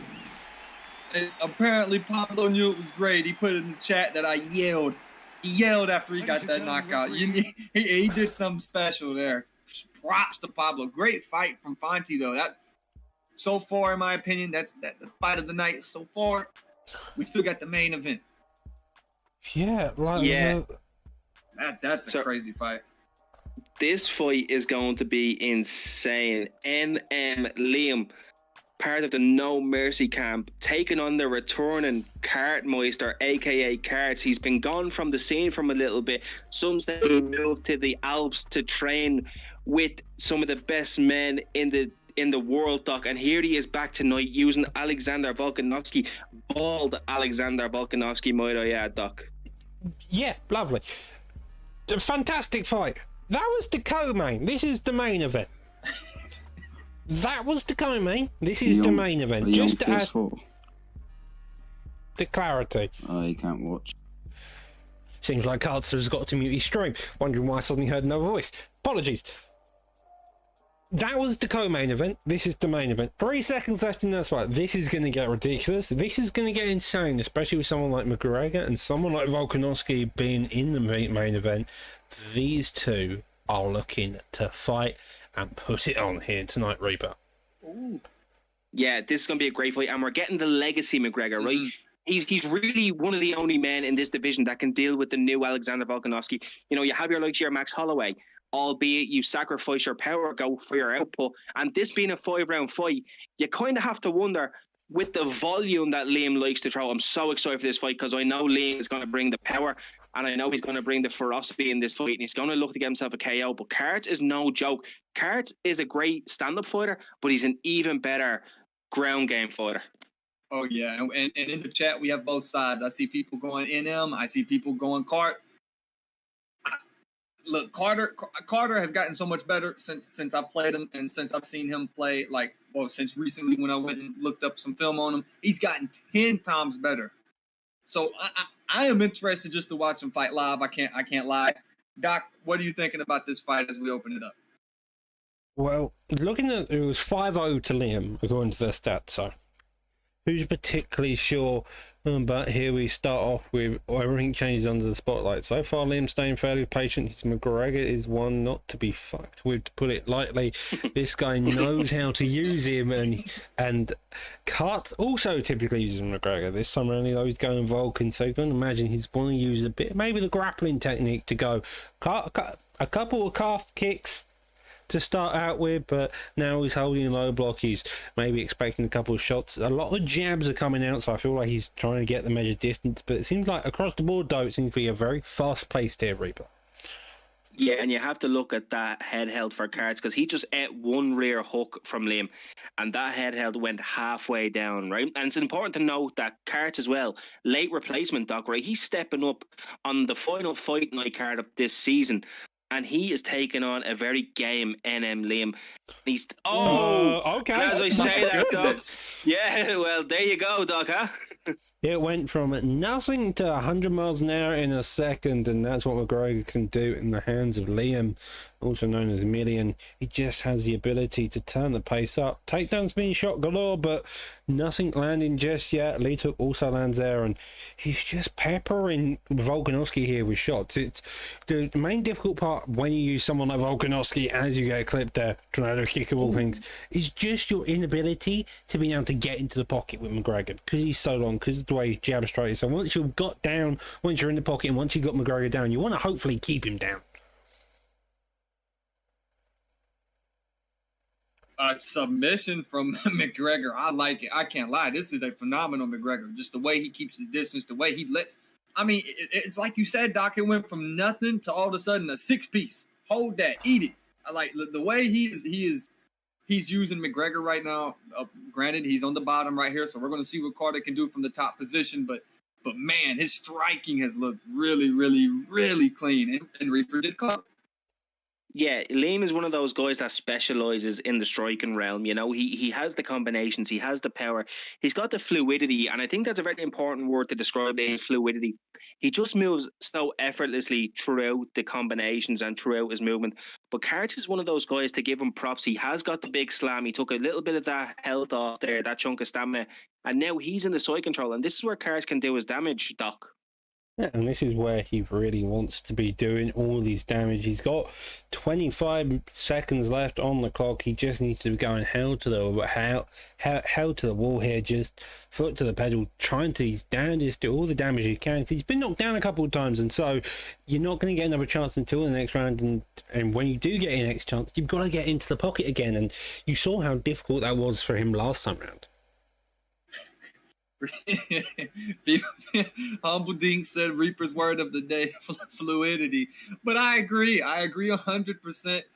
I mean, it doesn't look like he's forcing anything or it seems like he's going with the flow. Like whatever he sees, boom, he's just reacting. And Reaper's right, man. Liam is flowing. I mean, look at him. He's very fluid. I mean, Reaper props, man. Everything. Oh, head kick. Mate, Reaper is always right. Humble is jealous of me, and I will call it now. He is. Humble is mad jealous of me and my accent, man. I say fluidity, and Humble just starts to grin. He does. But guys, right now, Carts, yeah, back into side control, and this is where you had him at the end of round one, Doc, and he got a few denials off and managed to get some elbows. Right now, Carts going for the north-south position is a very dangerous position, but he's got to be careful he doesn't get reversed and allow him back to his feet. I was wondering what he was trying to do there. Now you see a lovely denial in that position, does get into sprawl, and a guillotine attempt? It's a viable attempt. The submissions are low and could all be needed. Trying to track it, he's having a bit of difficulty. The red narrowly escaping, does decide to ditch on it fairly early, goes to the backside, doesn't get it. I agree with Excalibur. If Carts can drag this fight out and make it a 5-round fight, I do think the momentum can swing. But I think that has solely to do with McGregor's stamina not holding up in the late rounds. If Liam can manage that stamina with the way it's looking on the feet, Carter has to become dominant on the ground in terms of damage. He's got to start hurting Liam. He's controlling Liam. He needs to start hurting him. And that's the issue. Because as Carts, you need to do the damage to win the round. Now, if you're having McGregor explode like he is in the first, he has done on the feet twice now, where he's arguably won the round because of it. If you're having, if your style is, I know I'm going to get on the ground, and I know I'm not going to be able to get back up, but I know I can limit his damage, and he isn't going to get a lot off overall. So, if you score the damage early in each round, and then you just sit back, stay patient. You don't need to get up. All you need to do is reduce all the damage. If you hold that type of game plan, and you work that for 3 rounds, then if he wins the championship round, he's won the championship round. Congratulations, you won only 2 rounds out of 5. Maybe that's that. Maybe it's not. So far, it seems like Carts is able to get a bit more damage off. But again, McGregor's still staying patient. He's just letting it go out. It's kind of like Khabib. Like, Khabib's ability to get the damage off is what won him the round. He could take his opponents down, but McGregor did get a knockdown on occasion, and that's kind of what he seems to be hoping for here, Reaper, is just his ability to get the knockdowns, to get a stun, win the round, and then it's patience. However, currently, he is back now to the end of the round. Yeah, and the other thing about that is, though, Doc, is when he's seen Carts, go for a lot of feints on the ground, I think he's really trying to hold Liam down and frustrate him on the ground. And I think he's hoping that Liam will open up a little bit more on the feet and open himself up to a few more counters. But knowing Liam as we do know Liam, he's just so clinical. He never really finds himself out of position too much. And once it's back on the feet, it's like he forgets the rounds ever just happened and he forgot to get taken down because he's just so... You know, he just moves so effortlessly, and he just doesn't care about the takedowns. As Doc said, he was never getting damaged. It was minimal damage, if anything. And right now, Liam is doing such a great job of moving out of the way of Carts' shots, and it's really putting Carts in kind of the question mode right now. Go. Yeah, he's not 100%. I agree with that. He's in question mode. He's not 100% sure what offense to throw right now. Now he has an advantage on the ground, but he's got to throw damage. He's got to throw damage in shots, and he started letting some damage fly. He started letting some shots fly towards the end of last round.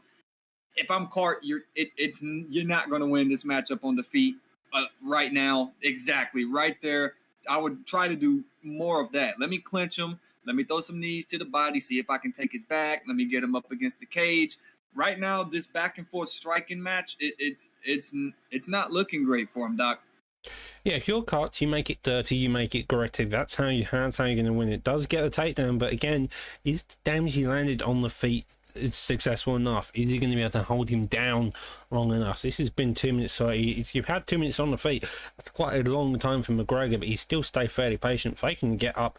Now holding this, going for that, and there's just a lot of fakes, a lot of trial and tribulations just for McGregor to get back on the feet. I don't think his aim is to, it's just limit the damage, and I think this is where we maybe start seeing Karts get used to it, maybe being able to just get a read on how his opponent wants to grapple and starting doing all this damage here, Reaper.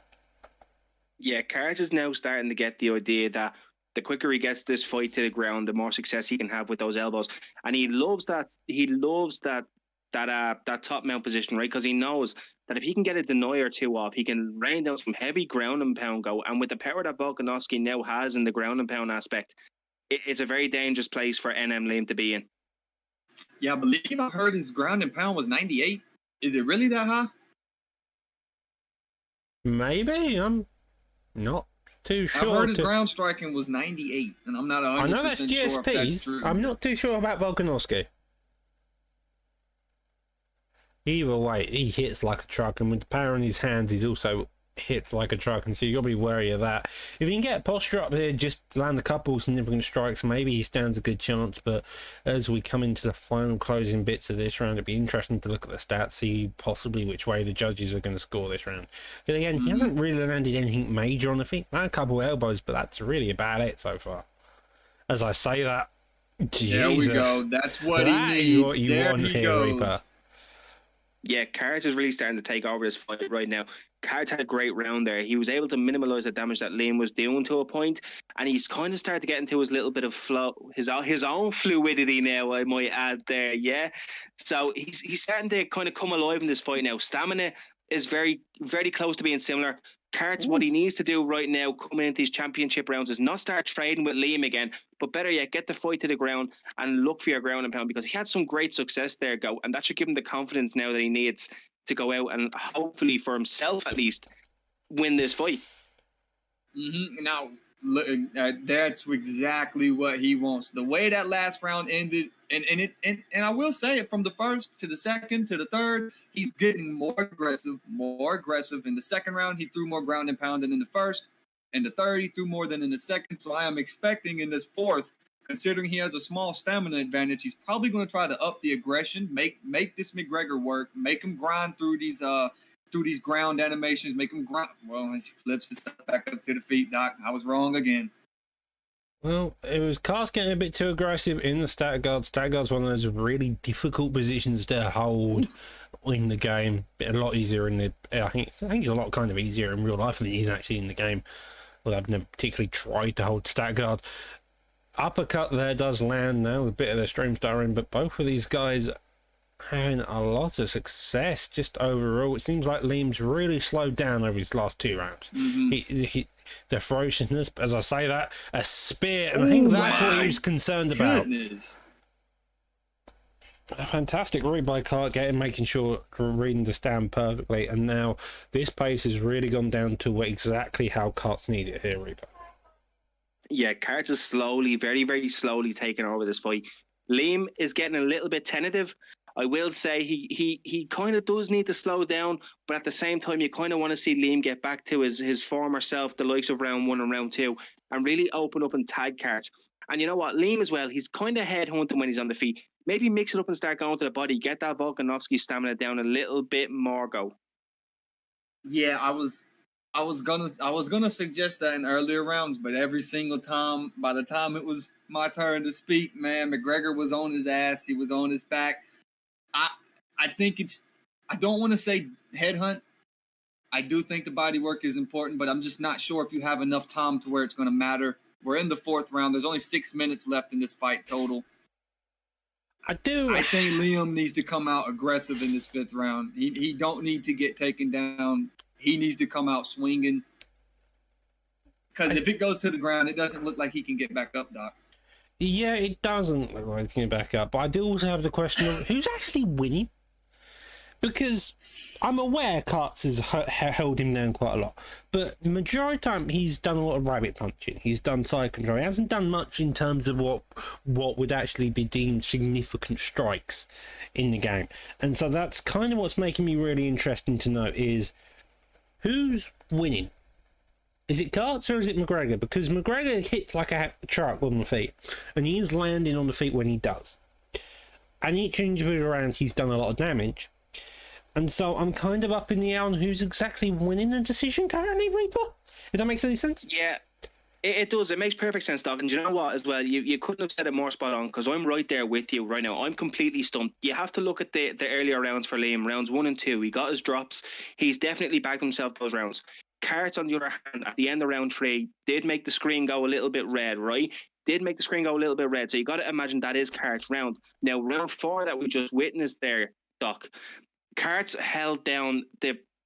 It's not a dominant position in terms of being in someone's full guard, but he did land rabbit punches. But those rabbit punches will count in terms of strikes landed. So we could realistically be looking at a 2-2 going into this last round here. Go. And a takedown attempt there off the head kick. Go.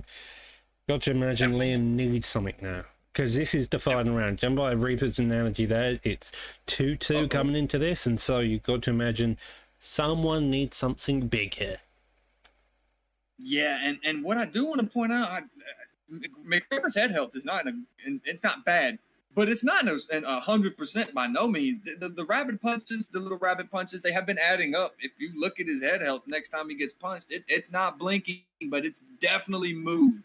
You can see that he's been taking some wear and tear to that head. This style of play is really going to frustrate Liam. Because I feel like right now, if I was in this fight and I was Liam, I'd be very, very frustrated in a 5-round fight, especially having such a great start in rounds 1 and 2. And then Karts' game plan, Doc, is to get the takedown and work his punches and hold you there. And right now, that's exactly what he's doing. He's holding Liam down. The stamina is down quite a bit. He's just controlling him right now on the ground. And you have to think for Liam, it's getting against the clock here, Doc. But hey, I could be wrong. I'm not a judge. I just call it as I see it. Well, going back to Goat's earlier point, I think you mentioned something about the Twitch champ, was McGregor's stamina would have played massive dividends back all the way around 2. Was just, can McGregor manage to go on? Can he do something within those rounds? And it turns out that coming into this final minute and 40, it seems like his stamina has really dropped off. The jabs are getting established. Karts knows that he's currently winning this fight by all measures. He just needs to stay out of this, but Denials there does get the takedown though, because again the stamina runs out, and that's what Karts has done several times this fight. He's managed to time it just correct, and here we are with a minute left. Karts in full guard, and McGregor hoping for all hopes to find one shot to put him out, or just do significant damage to win the fight. You know what, right, lads? I'm just thinking. Karts has a game plan, right? And it's quite evident here, Go. He wants to take the fight to the ground, and he wants to make this a long, drawn-out battle.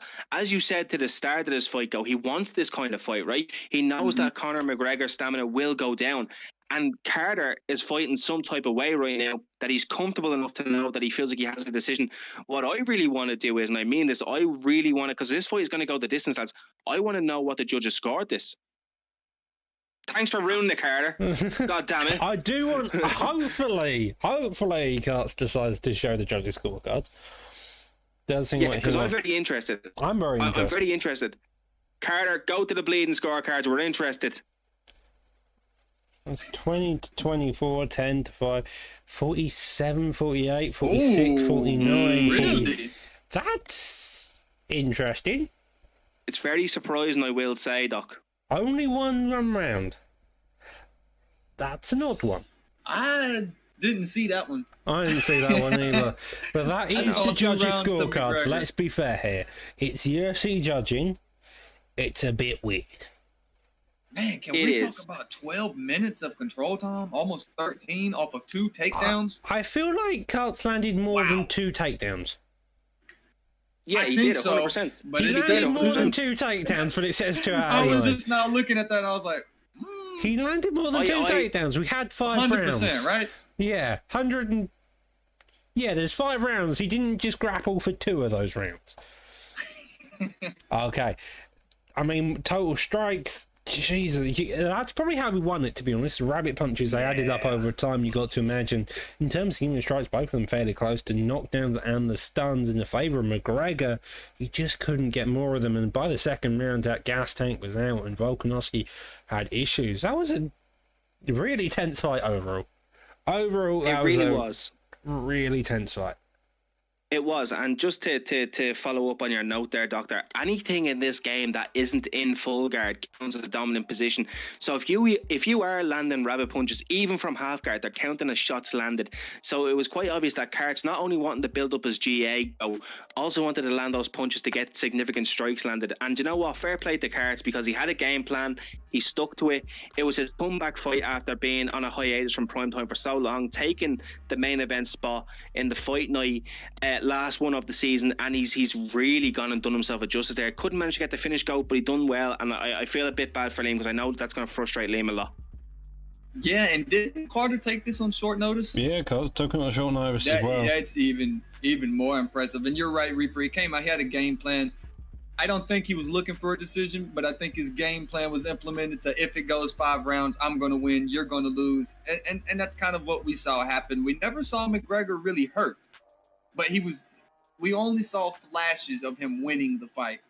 Most of the fight he was losing, even though he wasn't getting hurt or damaged too much. You just can't let somebody kind of, bully you like that, keep you on the ground for 13 minutes. That's over half of the fight. Yeah, it's interesting because Karts did not get one single rock and managed to win that fight, apart to Liam's 2 drop stock. Mm-hmm. Well, it depends when you land them. Like the one round he did win was a 49-46. You got to imagine that drop was in that round, if I'm not mistaken. I think it was round 1 actually. And so we started looking. That was very much McGregor slowly lost his cardio more and more, and by the 3rd and 4th round, it was just evident Volkanovski had a different pace, and that is kind of the way you wanted to play it. That was a fantastic job by both opponents. This entire card has been fantastic.